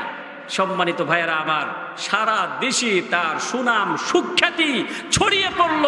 মানুষ তার হাতে হাত দিয়ে ইসলাম গ্রহণ করতে লাগলো। সুবহানাল্লাহ বলেন। বাদশাহ ইউসুফ জু নামাজের দরবারে একজন অন্ধমন্ত্রী ছিল। কি মন্ত্রী? অন্ধমন্ত্রী। যার চোখ নাই তাকে কি বলে? আমাদের আঞ্চলিক ভাষায় বলে কানা। ঠিক কিনা? এই কানামন্ত্রী ছিল। কানামন্ত্রী এই খবর পেয়ে অনেকগুলো উপটৌকন নিয়ে সে আব্দুল্লাহ বিন তামেরের কাছে এসে বলল, বাবা, তুমি যদি আমার চোখকে ভালো করে দিতে পারো তাহলে এই যে উপটৌকন তোমার জন্য নিয়ে এসেছি এটা তোমাকে আমি দেব। আব্দুল্লাহ বিন তামের বলল, আমি কারো চোখ ভালো করতে পারি না, আমি কারো চোখ মন্দ করতে পারি না। ভালো করেন আমার আল্লাহ, ভালো করেন, মন্দ করেন আমার আল্লাহ। তুমি যদি আমার আল্লাহর উপরে ঈমান আনতে পারো তাহলে আমি তোমার চোখ ভালো করে দিতে পারি। মন্ত্রী কয়, আবার বিপদে পড়ে গেলাম তো। আসলাম উপটৌকন নিয়ে, শর্ত দিয়ে দিল ঈমান আনতে হবে। ঠিক আছে, ঈমান আনবো, কোনো অসুবিধা নাই, তুমি আমার চোখ আগে ভালো করো। যুবক বলল, না, আগে ঈমান আনতে হবে, তারপরে তোমার জন্য আমি দোয়া করব। ঠিক কিনা বলে? আমার ভাইয়েরা, মন্ত্রীকে কালেমা পড়াই দিল। মন্ত্রী কালেমা পড়ে মুসলমান হয়ে গেল। এবার যুবক আল্লাহর দরবারে দোয়া করল, রব্বুল আলামিন তুমি মন্ত্রীর চোখকে ভালো করে দাও। সুবহানাল্লাহ বলেন। আমার ভাইয়েরা, মন্ত্রীর চোখ ভালো হয়ে গেল। পরের দিন সকালবেলা যখন মন্ত্রী রাজ দরবারে বসলো বাদশার সামনে, চোখ ভালো। বাদশা আশ্চর্য হয়ে গেল। বাদশা বলল, মন্ত্রী তোমার চোখ ভালো করলো কে? সে বলল, আমার আল্লাহ আমার চোখকে ভালো করে দিয়েছেন। বাদশা বলল, আমি ছাড়া তোমার আবার কোনো আল্লাহ আছে নাকি? নাউজুবিল্লাহ বলেন। কি আশ্চর্য! আমি ছাড়া তোমার কি আর কোনো আল্লাহ আছে? সে বলল, আমাকে যিনি সৃষ্টি করেছেন, আপনাকে যিনি সৃষ্টি করেছেন, তিনি হলেন আমার আল্লাহ সুবহানাহু ওয়া তাআলা। সেই আল্লাহ আমাকে চোখ ভালো করে দিয়েছেন। সুবহানাল্লাহ কোন। একটু দুরূদ পড়ি। আল্লাহুম্মা সাল্লি আলা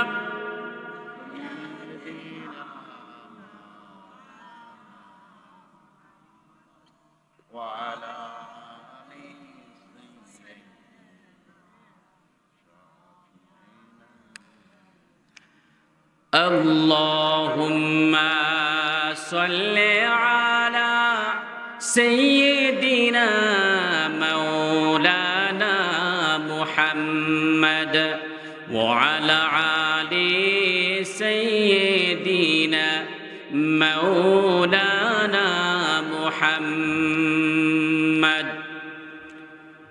আমার ভাইরা, মন্ত্রী যখন এই কথা বলছে, বাদশা খুব রাগ। বাদশা কি? খুব রাগ। বাদশা অর্ডার করে দিল, তাড়াতাড়ি এই মন্ত্রীকে জেলখানায় বন্দী করো। মন্ত্রীকে জেলখানায় বন্দী করা হলো। তার উপর জুলুম নির্যাতনের স্ট্রিম রুলার চালানো হলো। আর বলা হলো, তুমি কার কাছ থেকে এই ধর্মের দীক্ষা পেয়েছো আমাকে বলো। তখন মন্ত্রী যুবকের কথা বলে দিল। যুবককে গ্রেফতার করা হলো।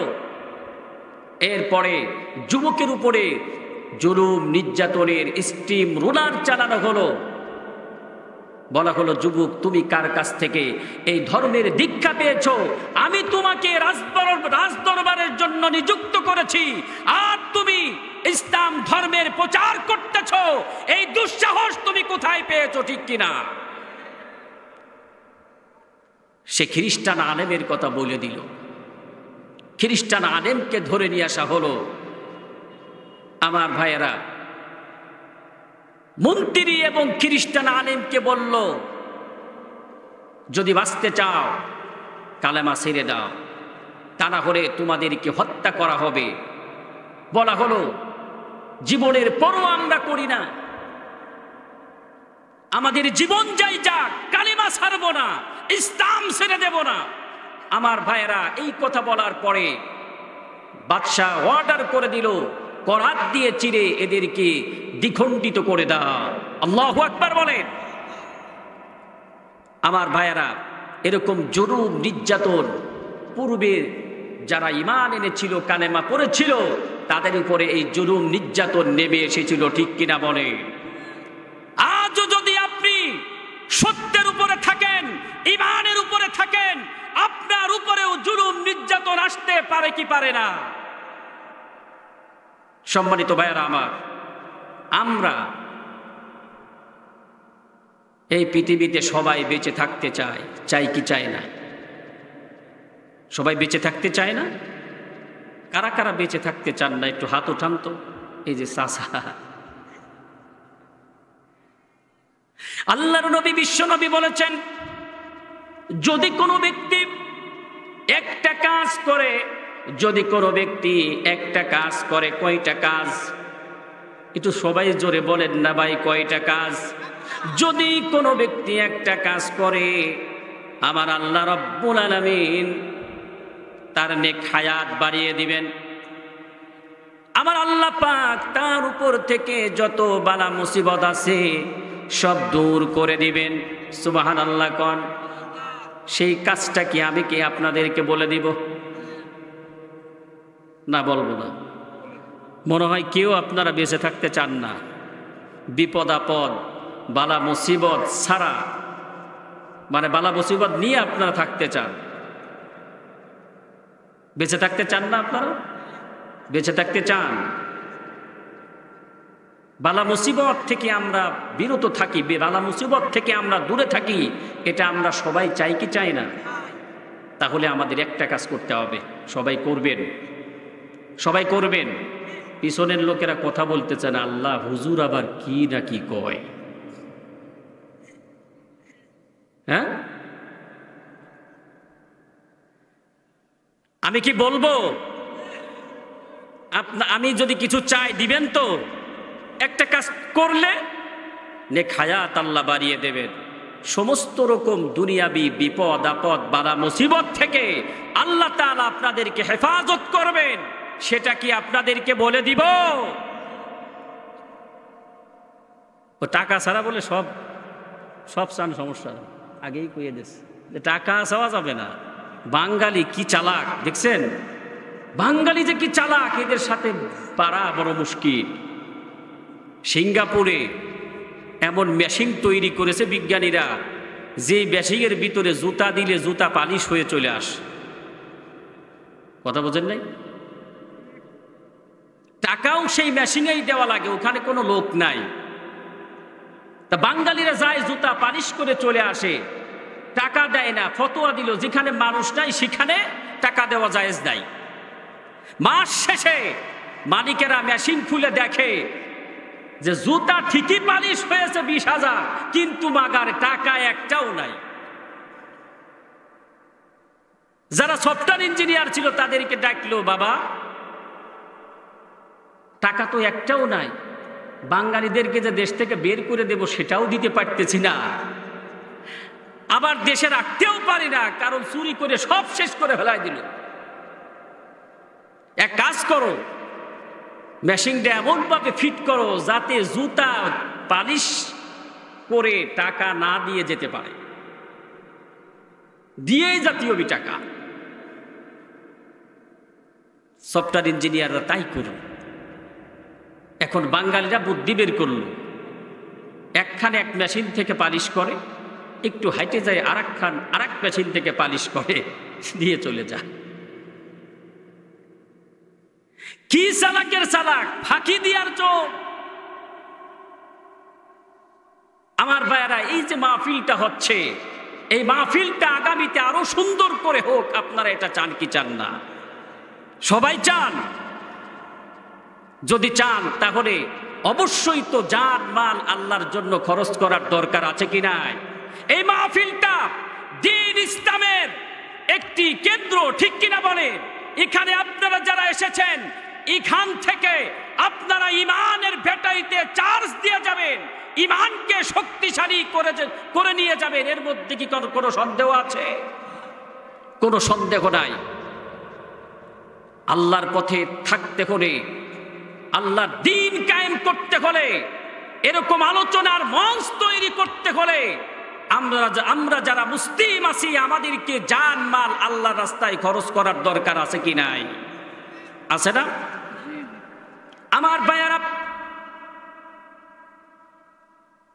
দিন কায়েমের আন্দোলনকে আল্লাহ রাব্বুল আলামিন ব্যবসার সাথে তুলনা করেছেন। আল্লাহ রাব্বুল আলামিন সূরা সফের মধ্যে বলেছেন, ইয়া আইয়ুহাল্লাযীনা আমানু হাল আদুল্লুকুম আলা তিজারাতিন তুনজিকুম মিন আযাবিন আলীম। আল্লাহু আকবার। আল্লাহ রাব্বুল আলামিন বললেন, আমি তোমাদেরকে এমন একটা ব্যবসার কথা বলবো যে ব্যবসা করলে জাহান্নামের কঠিন আযাব থেকে তোমরা বেঁচে যাবে। আর সেই ব্যবসাটা হলো তুমিনুনা বিল্লাহি ওয়া রাসূলিহি ওয়া তুজাহিদুনা ফি সাবিলিল্লাহি বিআমওয়ালিকুম ওয়া আনফুসিকুম। তোমরা আল্লাহ এবং রাসূলের উপরে ঈমান আনবে, আল্লাহর পথে জিহাদ করতে হবে জান এবং মাল দিয়ে। এটাই যদি তোমরা করতে পারো, মানে এটাই তোমাদের জন্য উত্তম। যদি তোমরা বোঝো, সুবহানাল্লাহ বলেন। আল্লাহর পথে জান এবং মাল দিয়ে সংগ্রাম করা, এটাই হলো আমাদের জন্য উত্তম ব্যবসা, এটাই হলো আমাদের জন্য উত্তম আমল। সুবহানাল্লাহ কোন। সেই আল্লাহর জন্য আমরা টাকা খরচ করতে রাজি আছি কিনা? জান এবং মাল খরচ করতে হবে। কার জন্য? জোরে বলেন, কার জন্য? আল্লাহর জন্য আমাদেরকে জান এবং মাল খরচ করতে হবে। আল্লাহর জন্য জান এবং মাল যদি আমরা খরচ করতে পারি, আল্লাহ রাব্বুল আলামিন বলেন, ইয়াগফির লাকুম যুনুবাকুম ওয়া ইউদখিলকুম জান্নাতিন তাজরি মিন তাহতিহাল আনহার। আল্লাহ রাব্বুল আলামিন বলেন, যারা আমার জন্য জান খরচ করবে, যারা আমার জন্য তাদের সম্পদ খরচ করবে, আমি আল্লাহ রাব্বুল আলামিন তাদের জীবনের সব গুনাহ খাতাগুলো মাফ করে দিব। সুবহানাল্লাহ কোন। আর আমি আল্লাহ তাদেরকে এমন জান্নাত দিব, সেই জান্নাতের তলদেশে থাকবে ঝর্ণা দ্বারা প্রবাহিত। সেই জান্নাত কারা কারা চায় একটু হাত তুলে দেখায়। নারায়ে তাকবীর, নারায়ে তাকবীর। আল কোরআনের আলো সংসদে জ্বলো, আল হাদিসের আলো সংসদে জ্বলো। নারায়ে তাকবীর।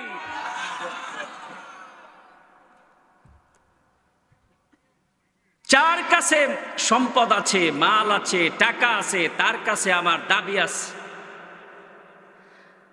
যার কাছে টাকা নাই, তার কাছে আমার কোনো দাবি নাই। যদি না দেন, তাহলে আপনি আল্লাহর পথে মাল খরচ করলেন না। কারা কারা দিবেন? আল্লাহর নবী, বিশ্ব নবী বলেন, আস-সাদাকাতু তারাদ্দুল বালা ওয়া তাজিদু ফিল উমর। আল্লাহর নবী বলেন, যারা আল্লাহর পথে খরচ করে, দান সদকা করে, আল্লাহ রাব্বুল আলামিন তাদের নেক হায়াত বাড়ায় দেন। আর আল্লাহ রাব্বুল আলামিন তাদের মাথার উপর থেকে বিপদ আপদ বালা মুসিবত দূর করে দেন। সুবহানাল্লাহ।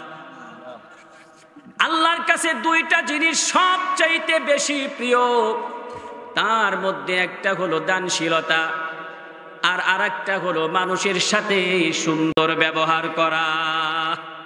আমার ভাইয়েরা, আপনার কাছে টাকা নাই, পয়সা নাই, আপনি যদি মানুষের সাথে সুন্দর ব্যবহার করতে পারেন, আল্লাহর নবী বলেন, আল কালিমাতুস সাদাকা, যে ব্যক্তি মানুষের সাথে সুন্দরভাবে কথা বলল, সে যেন সদকা করলো। সুবহানাল্লাহ বলেন। এই সদকা করতে রাজি আছেন আপনারা?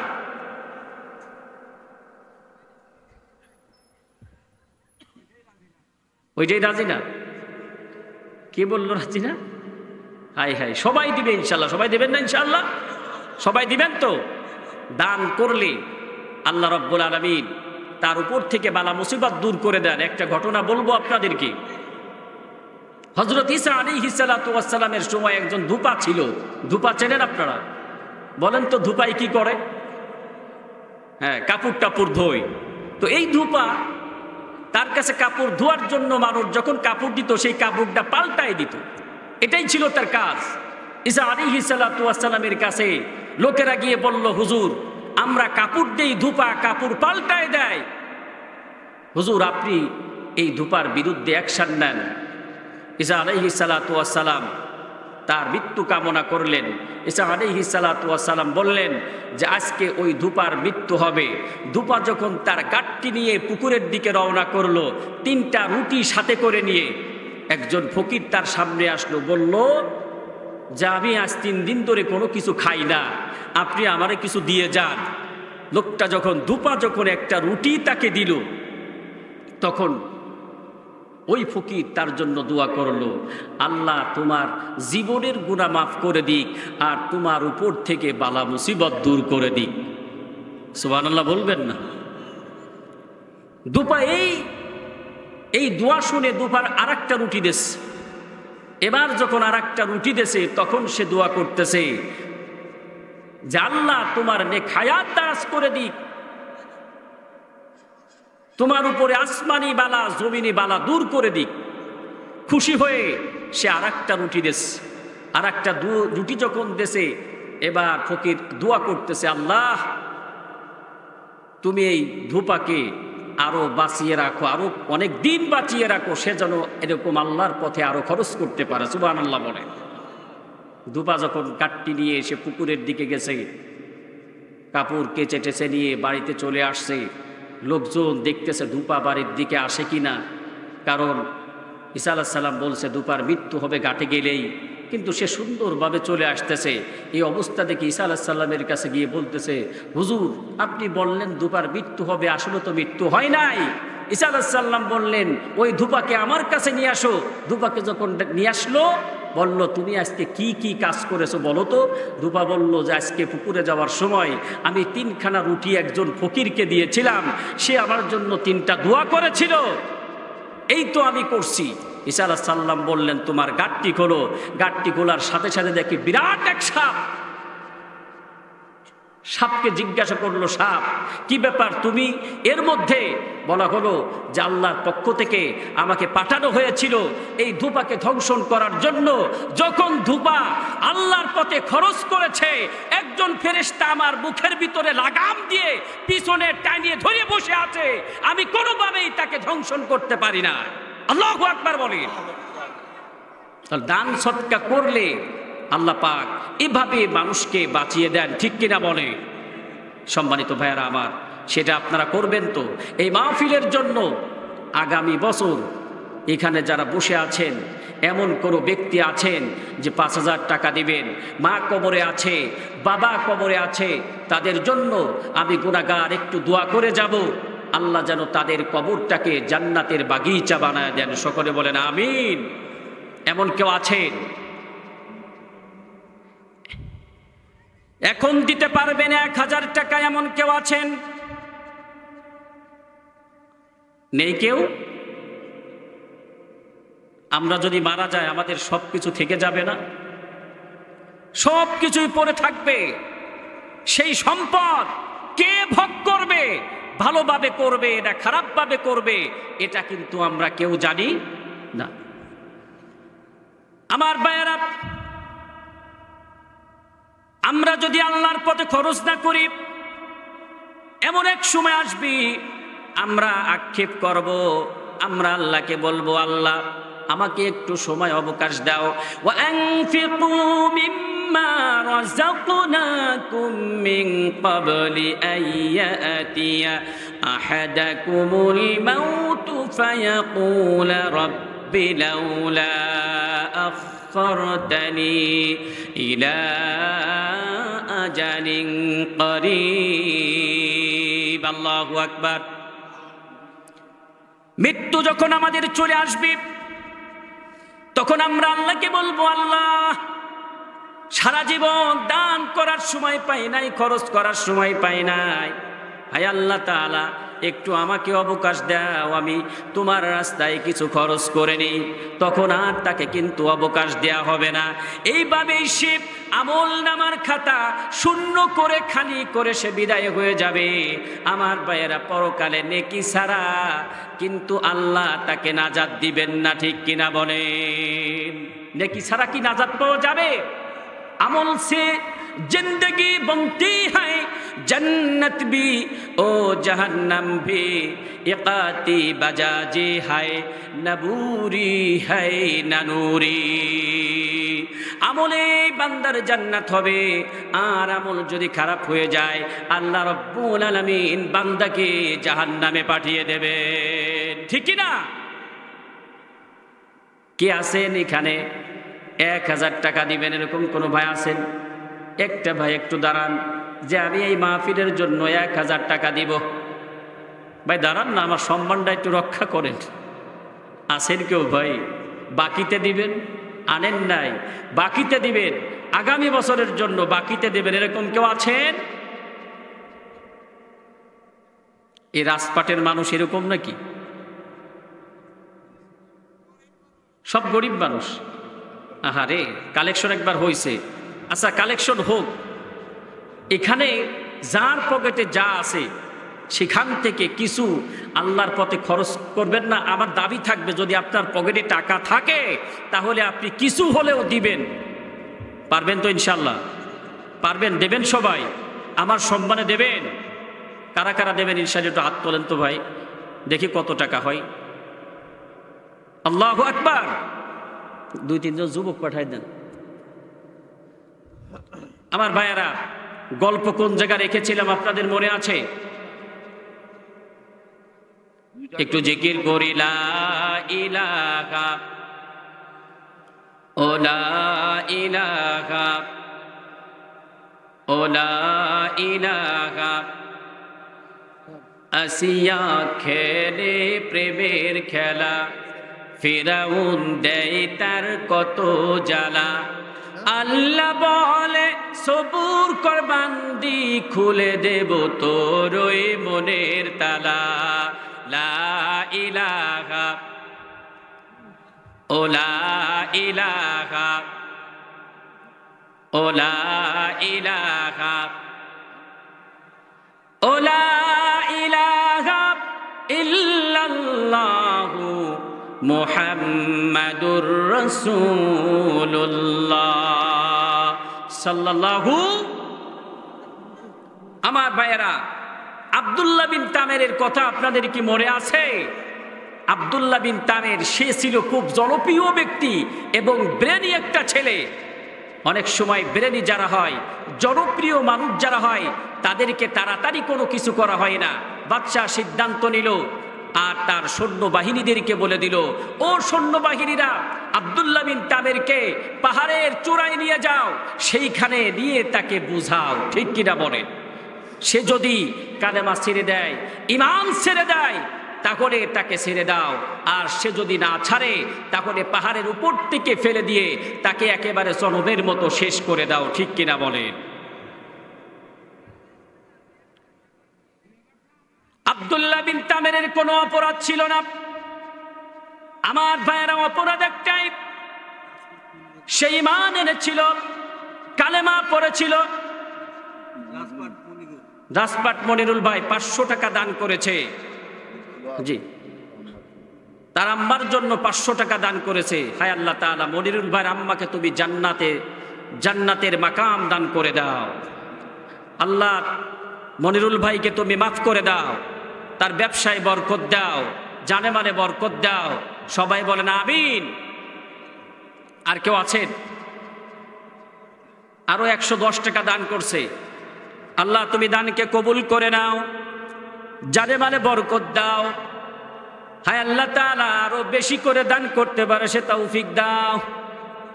জি হ্যাঁ, মা বোনদের ওখানে যারা আছেন আপনারা আরেকটু কালেকশন করে, মা বোনরা আপনারা একটু নিজ দায়িত্বে ওখানে কালেকশন করেন। রাজপাট সবুজ শেখ 5000 টাকা দান করবেন। সবাই বলে নারায়ে তাকবীর, নারায়ে তাকবীর। আল্লাহ তাআলা সবুজ শেখকে আল্লাহ তুমি মাফ করে দাও, আল্লাহ তাকে তুমি তোমার গোলাম বানায়া নাও। হায় আল্লাহ তাআলা আগামীতে তোমার কোরআনের জন্য, দ্বীনের জন্য আরো বেশি বেশি দান করতে পারে সে তৌফিক দাও রব্বুল আলামিন। সবুজ শেখ ভাইয়ের আব্বা মা যদি কবরে চলে যেয়ে থাকে, আল্লাহ কবরখানাকে জান্নাতের টুকরা বানায়া দাও। আরেকজন ভাই 20টা টাকা দান করল, আল্লাহ তুমি দানকে কবুল করে নাও। আর কে কে আছেন দানকারীর ওই মাতা পিতা না করি, আগামীবারে শেষ করলাম, কি বলেন?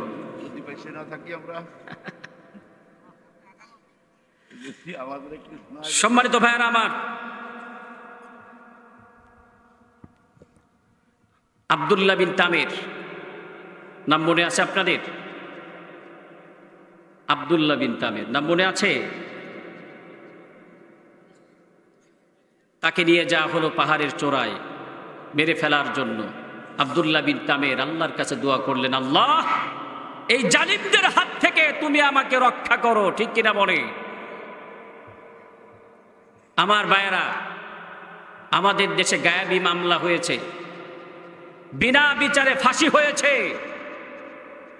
এদেশের আলেমদেরকে ফাঁসির কাস্টে ঝুলিয়ে তাদেরকে শহীদ করা হয়েছে, ঠিক কিনা বলে?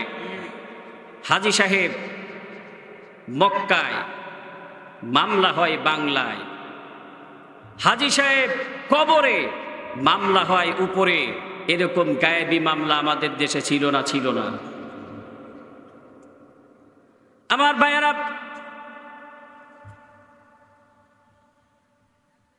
ওসি সাহেব এক চাচি আম্মাকে ডেকে বলল, চাচি আম্মা, আমার চাচা থানার সামনে ককটেল মেরেছে, থানায় গিয়ে আপনি দেখা করবেন। চাচি আম্মা থানায় গিয়ে বলল, ও ওসি সাহেব, তোমার চাচা কবে থানার সামনে ককটেল মেরেছে? ওসি সাহেব বলল, গতকাল রাত্রে তোমার চাচা থানায় এসে ককটেল মেরেছে। কথা বোঝেন নাই? চাচি আম্মা বলল, তোমার চাচা 10 বছর আগে মারা গেছে আর থানার সামনে ককটেল মারলো। আমি শুনলাম গত নির্বাচনে নাকি তোমার চাচা ভোট দিয়েছে, আবার এখন শুনি থানার সামনে ককটেল মেরেছে। আমি বুঝলাম না। ওসি সাহেব, তুমি আমার নাম্বারটা রেখে দাও আর আমার চেয়ারম্যানের নাম্বারটা রেখে দাও। তোমার চাচা যদি আবার কখনো আসে, তুমি তোমার চাচাকে ধরে রেখো আর আমারে খবর দিও। আমি তার কাপড়ের কাপড় ধরে এমন জোরে ঝাঁকি মারবো আর বলবো যে তুমি আমারে এত ভালোবাসতে, তুমি নির্বাচনের সময় এসে ভোট দিতে পারলা, থানার সামনে ককটেল মারতে পারলা, এই বুড়িরে একটু দেখে যেতে পারলে না, ঠিক কিনা? এরকম অবস্থা আমাদের দেশে হয়েছে কি হয় নাই? আমার ভাইয়েরা, আমরা আমাদের দেশে বহু কিছু দেখেছি। আমরা স্বামীর শাসন দেখেছি, পিতার শাসন দেখেছি, চাচার শাসন দেখেছি, স্ত্রীর শাসন দেখেছি, কন্যার শাসন দেখেছি, জাতীয়তাবাদ দেখেছি, ধর্মনিরপেক্ষতাবাদ দেখেছি, আমরা সব দেখেছি। একটিবার কোরআনের শাসন আমরা দেখতে চাই। একটিবার হেরা গুহায় নাজিলকৃত এই কোরআন আল্লাহর জমিনে সংবিধান হিসেবে বাস্তবায়ন করতে চাই। কারা কারা রাজি আছি? দুহাত উঁচু করে দেখা। আল কোরআনের আলো, আল হাদিসের আলো, নারে তাকবীর। হাত নামান। আমাদের সামনে 2টা কর্মসূচি। কয়টা? 2টা কর্মসূচি। 1 নম্বর কর্মসূচি হলো এদেশের সমস্ত উলামায়ে কেরামকে এক প্ল্যাটফর্মে আসতে হবে।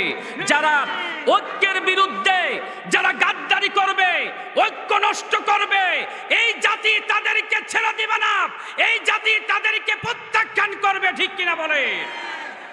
যারা ঐক্যের বিরুদ্ধে কথা বলবে তাদেরকে আপনারা ঘাট ধরে নামাই দিবে, ঠিক কিনা? কারণ উলামায়ে কেরামদেরকে এক হতেই হবে, এদেশের মুসলমানদেরকে এক হতেই হবে।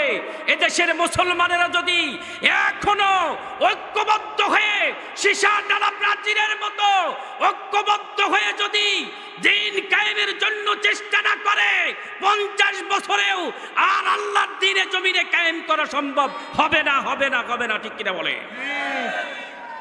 আমাদের 1 নম্বর কর্মসূচি, আমাদেরকে ঐক্যবদ্ধ হতে হবে, আমাদেরকে কোরআনের পক্ষে থাকতে হবে, আমাদেরকে ইসলামের পক্ষে থাকতে হবে, আমাদেরকে উলামায়ে কেরামের সাথে থাকতে হবে। বাতিলের সামনে আমরা মাথা নত করব না। ঠিক কিনা বলে? আপনারা কি কোনো জালিমের গোলামি করে মরতে চান? বাতিল শক্তির গোলামি করে মরতে চান? আমরা আল্লাহর গোলামি করে মরতে চাই, আল্লাহর জমিনে আল্লাহর সংবিধান বাস্তবায়ন করতে চাই। এই সংবিধানের পক্ষে কারা কারা থাকতে রাজি আছি? আল্লাহর দুহাত উঁচু করে দেখায়, হাত নামান। 2 নম্বর কর্মসূচি হচ্ছে, 2 নম্বর কর্মসূচি সেটা হলো আল্লাহর কোরআনকে সংবিধান বানানো। 1 নম্বর কর্মসূচি আমাদেরকে ঐক্যবদ্ধ হতে হবে। 2 নম্বর কর্মসূচি আমাদের আল্লাহর কোরআনকে সংবিধান বানাতে হবে। এক মহিলা, হযরত ওমর রাদিয়াল্লাহু তাআলা আনহুর সময় এক মহিলা মদিনায় এলো, তাকে প্রশ্ন করা হলো, তুমি দূর থেকে এই মদিনায় আসলা, তোমার কি একটু ভয় করলো না? মহিলা বলল, যেই দেশে কোরআন সংবিধান হয়, কোরআন দিয়ে দেশ চালানো হয়, ওমরের মতো শাসক থাকে, সেই দেশে কখনো মহিলারা চলতে দ্বিধাবোধ করে না, তারা কখনো ভয় পায় না। ঠিক কিনা বলে? আমরা ইসলামকে চাই তো ভাই, ইসলামের পক্ষে থাকবেন। এই সময় যদি আমরা মিস করি তাহলে কোনোদিন আর কিন্তু আমরা এই আল্লাহর কোরআনকে আমরা সংবিধান হিসেবে দেখতে পাবো না। ঠিক কিনা বলেন? কোরআনের পক্ষে যারা থাকে আল্লাহ তাদের সম্মানকে বৃদ্ধি করে দেন। কোরআনের পক্ষে যারা থাকে আল্লাহ পাক এই পৃথিবীতে তাদের মাথাকে উঁচু করে দেন। ঠিক কিনা বলেন? আল্লাহ পাক বলেছেন, মা আনসালনা আলাইকাল কুরআনা লিতাশকা, আমি এই কোরআন নাজিল করেছি তোমাদেরকে হতভাগ্য হয়ে থাকার জন্য না, তোমাদেরকে শ্রেষ্ঠ জাতিতে পরিণত করার জন্য। ঠিক কিনা বলে? সম্মানিত ভাইয়েরা আমার, এই দেশের মানুষ যদি কোরআন মানে, আল্লাহর উপর ঈমান আনে, আল্লাহকে ভয় করে, আল্লাহ পাক বলেছেন, লাফাতাহনা আলাইহিম বারাকাতিম মিনাস সামা, আমি আল্লাহ রাব্বুল আলামিন আসমানের দরজাগুলো তাদের জন্য খুলে দেই আর জমিনের দরজাগুলো তাদের জন্য খুলে দিই। সুবহানাল্লাহ বলেন। আজ থেকে 3 বছর আগে আফগানিস্তানকে আমরা জঙ্গি রাষ্ট্র মনে করতাম। এই আলেমরা যখন ক্ষমতা নিল, আল্লাহর পক্ষ থেকে ওই দেশের উপরে এমন রহমত, এমন বরকত নাজিল হতে লেগেছে, এখন সারা পৃথিবীর শ্রেষ্ঠ মুদ্রা এখন আফগানিস্তানের মুদ্রা। সুবহানাল্লাহ বলেন। ইমানদাররা ক্ষমতায় আসলে যা হয়। ঠিক কিনা বলেন? সম্মানিত ভাইয়েরা, আব্দুল্লাহ বিন তামের ছিল একজন যুবক, একজন ইমানদার যুবক। বাতিল শক্তির কাছে সে মাথা নত করে নাই, আল্লাহর কাছে দোয়া করেছে, আল্লাহ রাব্বুল আলামিন তার দোয়া কবুল করে নিয়েছেন। হঠাৎ পাহাড়ে ভূমিকম্প শুরু হয়ে গেল। কি শুরু হয়ে গেল? পাহাড়ে ভূমিকম্প শুরু হয়ে গেল। যত সৈন্যবাহিনী ছিল ওই ভূমিকম্পে তারা পাহাড়ের নিচেই পড়ে মারা গেল। আব্দুল্লাহ বিন তামেরকে যিনি বাঁচিয়েছিলেন তিনি কে? আল্লাহ রাব্বুল আলামিন ইমানদার যারা হয় তাদেরকে সাহায্য করেন, আল্লাহ পাক ইমানদারদেরকে বাঁচিয়ে রাখেন। ঠিক কিনা বলেন? আল্লাহ পাক বলেন, ওয়া কানা হাক্কান আলাইনা নাসরুল মুমিনিন, আমার কোন মুমিন বান্দা যখন বিপদে পড়ে যায়, মুসিবতে পড়ে যায়, আমি আল্লাহর জন্য তাকে সাহায্য করা ওয়াজিব হয়ে যায়। সুবহানাল্লাহ। সম্মানিত ভাইয়ার আমার, আব্দুল্লাহ বিন তাবের হেঁটে হেঁটে সে রাজ দরবারে চলে আসলো। বাদশা বলল, ও বুঝেছি তুমি মনে হয় কালেমা ছেড়ে দিয়েছো, খুব ভালো কাজ করছি। আব্দুল্লাহ বিন তামের বলল, না আমি কালেমা ছাড়ি নাই। কয় তোমার সাথে যারা গিয়েছিল তারা কোথায়? আব্দুল্লাহ বিন তামের বলল, আল্লাহর হুকুমে তারা মৃত্যুবরণ করেছে আর আল্লাহ আমাকে বাঁচিয়ে দিয়েছেন, এই যে আমি চলে এসেছি। বাদশা আরো রাগ হয়ে গেল, কি কয় রে?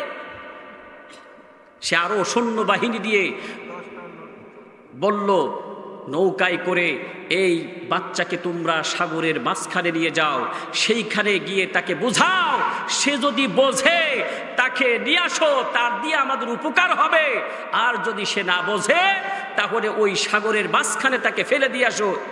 আমার ভাইয়েরা, আব্দুল্লাহ বিন তামেরকে সাগরের মাঝখানে নিয়ে যাওয়া হলো। আব্দুল্লাহ বিন তামের আল্লাহর কাছে ফরিয়াদ করলেন, আল্লাহ, এই জালিমদের হাত থেকে তুমি আমাকে বাঁচাও।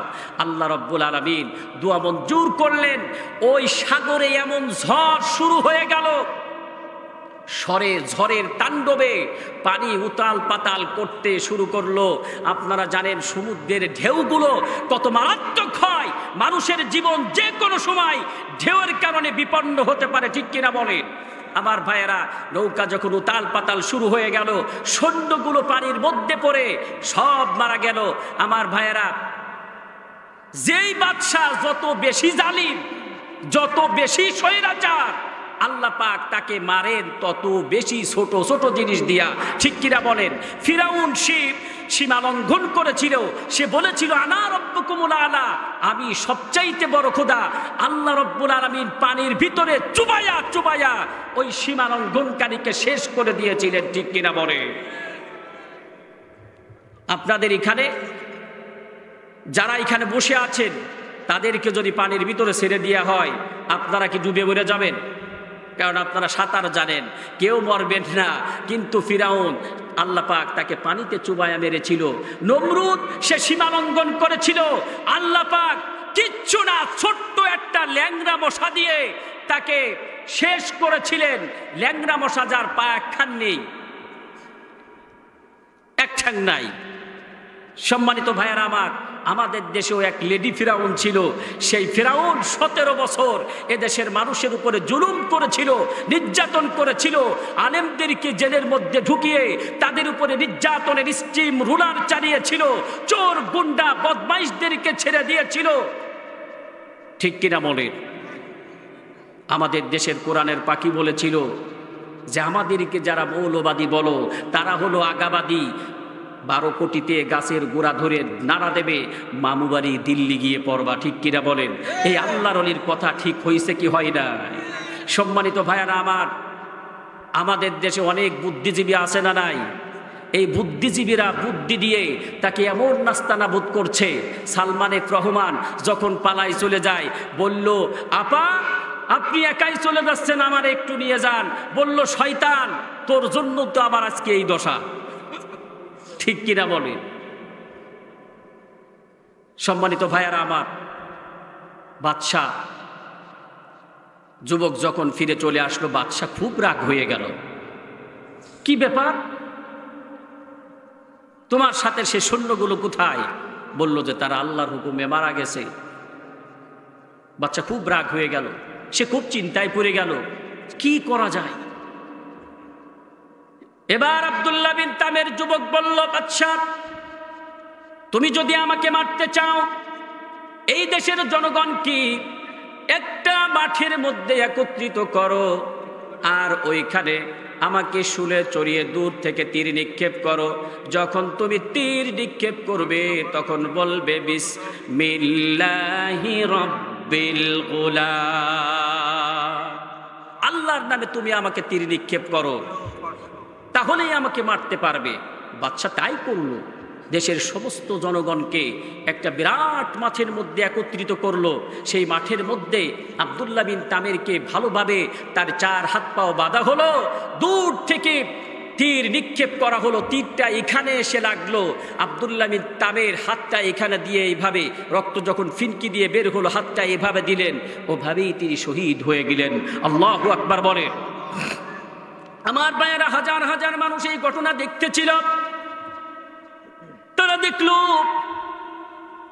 এই গোলামকে আল্লাহর নামে মারা হয়েছে, তার মানে আমাদের বাদশাহ নকল খোদা, এই খোদার কোনো দাম নাই। ওই যুবকের আল্লাহ হলো আমাদের সৃষ্টিকর্তা। তারা যুবকের আল্লাহর উপরে ঈমান আনলো, হাজার হাজার মানুষ। এই অবস্থা দেখে বাদশাহ আরো রাগ হয়ে গেল। বাদশাহ বলল, ও আমার সৈন্য সামন্তরা, তোমরা তাড়াতাড়ি করে বড় বড় গর্ত খোঁড়ো, সেই গর্তের ভিতরে আগুন জ্বালাও, ওই আগুনের ভিতরে যারা ঈমান এনেছে তাদেরকে ফেলে দাও, জ্বালিয়ে পুড়িয়ে একেবারে শেষ করে দাও। আমার ভাইয়েরা, তাই করা হলো। ঈমানদারদেরকে জ্বালিয়ে পুড়িয়ে মারা হচ্ছিল। আর এই দৃশ্য কাফেরেরা দেখতেছিল। একজন মহিলা, তার কোলে ছোট্ট একটি শিশু সন্তান ছিল, দুধের শিশু। মহিলা যখন ইতস্তত বোধ করলো যে আগুনের ভিতরে আমার ছোট্ট শিশু নিয়ে আমি কিভাবে আগুনের ভিতরে ঝাঁপিয়ে পড়ব, এটা তো সম্ভব নয়, তার সে কালেমা ছেড়ে দেই। আল্লাহর কি কুদরত! হঠাৎ ওই বাচ্চাটার জবান হয়ে গেল। বাচ্চা বলল, আমার মা, তুমি চিন্তা করিও না, দুশ্চিন্তায় ভুগিও না। ও মা, তুমি যেটা আগুন দেখতেছো এটা আসলে আগুন নয়, এটা হলো আল্লাহর জান্নাতের ফুলের বিছানা। আমার ভাইয়েরা, বাচ্চার কথা শুনে ওই মহিলা বাচ্চাকে নিয়ে তাড়াতাড়ি করে ঝাঁপ দিল আগুনের ভিতরে। ভাইয়েরা আমার, ওই আগুনের ভিতরে ঈমানদারদেরকে জ্বালিয়ে পুড়িয়ে মারতেছিল। এই দৃশ্যগুলো কাফেররা দেখতেছিল।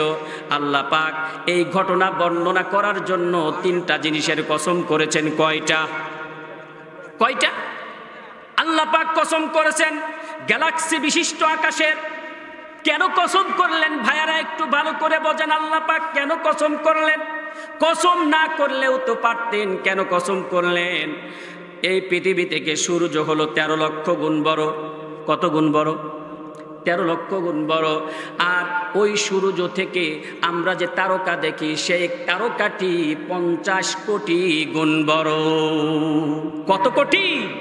50 কোটি গুণ বড়।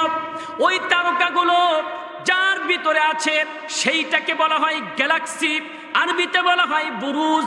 ওই গ্যালাক্সির ভিতরে কোটি কোটি তারকা আল্লাহ পাক সাজিয়ে রেখেছেন। বিজ্ঞানীরা বলেছেন আসমানের নিচেই এই তারকারাজি যার মধ্যে গ্যালাক্সির মধ্যে আছে, এই গ্যালাক্সির সংখ্যা যে কত হবে তার কোনো সীমারেখা নাই। সুবহানাল্লাহ। আল্লাহ পাক বলছেন, ও দুনিয়ার কাফেরা, তোমরা আমার ঈমানদারদের উপরে জুলুম করো, তোমরা আমার ঈমানদারদেরকে হত্যা করো, তাদেরকে কষ্ট দাও।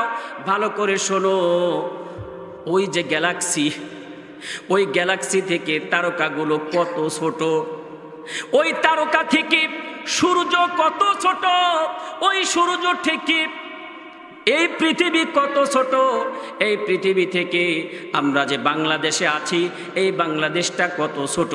এই বাংলাদেশ থেকে মাগুরা জেলাটা কত ছোট, মাগুরা জেলা থেকে রাজপাট গ্রামটা কত ছোট। এই রাজপাট গ্রামের ভিতরে আমরা মানুষ, আমরা যে কত ছোট তার কোনো সীমারেখা নাই। ঠিক কিনা বলেন? কত ছোট আমরা। আল্লাহ বলেন তোমাদের কোনো অস্তিত্বই নাই আমার সৃষ্টির কাছে, অথচ তোমরা একটু ক্ষমতা পেলে মানুষের উপরে জুলুম করো, মানুষকে কষ্ট দাও। খবরদার, সাবধান, আমি আল্লাহর হাত থেকে তোমরা কেউ বাঁচতে পারবে না। ঠিক কিনা বলে? আল্লাহ পাক 2 নম্বর কসম করে বোঝাচ্ছেন, তোমরা যারা মানুষের উপরে জুলুম করছো, আমি আল্লাহ রাব্বুল আলামিন কিয়ামতের দিন তোমাদের কাছ থেকে বদলা নিব। এরপরে আল্লাহ পাক বলেন, তোমরা যারা মানুষের উপরে জুলুম করে জ্বালিয়ে পুড়িয়ে মারার যে দৃশ্য দেখেছো, কিয়ামতের ময়দানে তামাম সৃষ্টি জগৎ তোমাদেরকে জ্বলে পুড়ে মরার দৃশ্য দেখবে।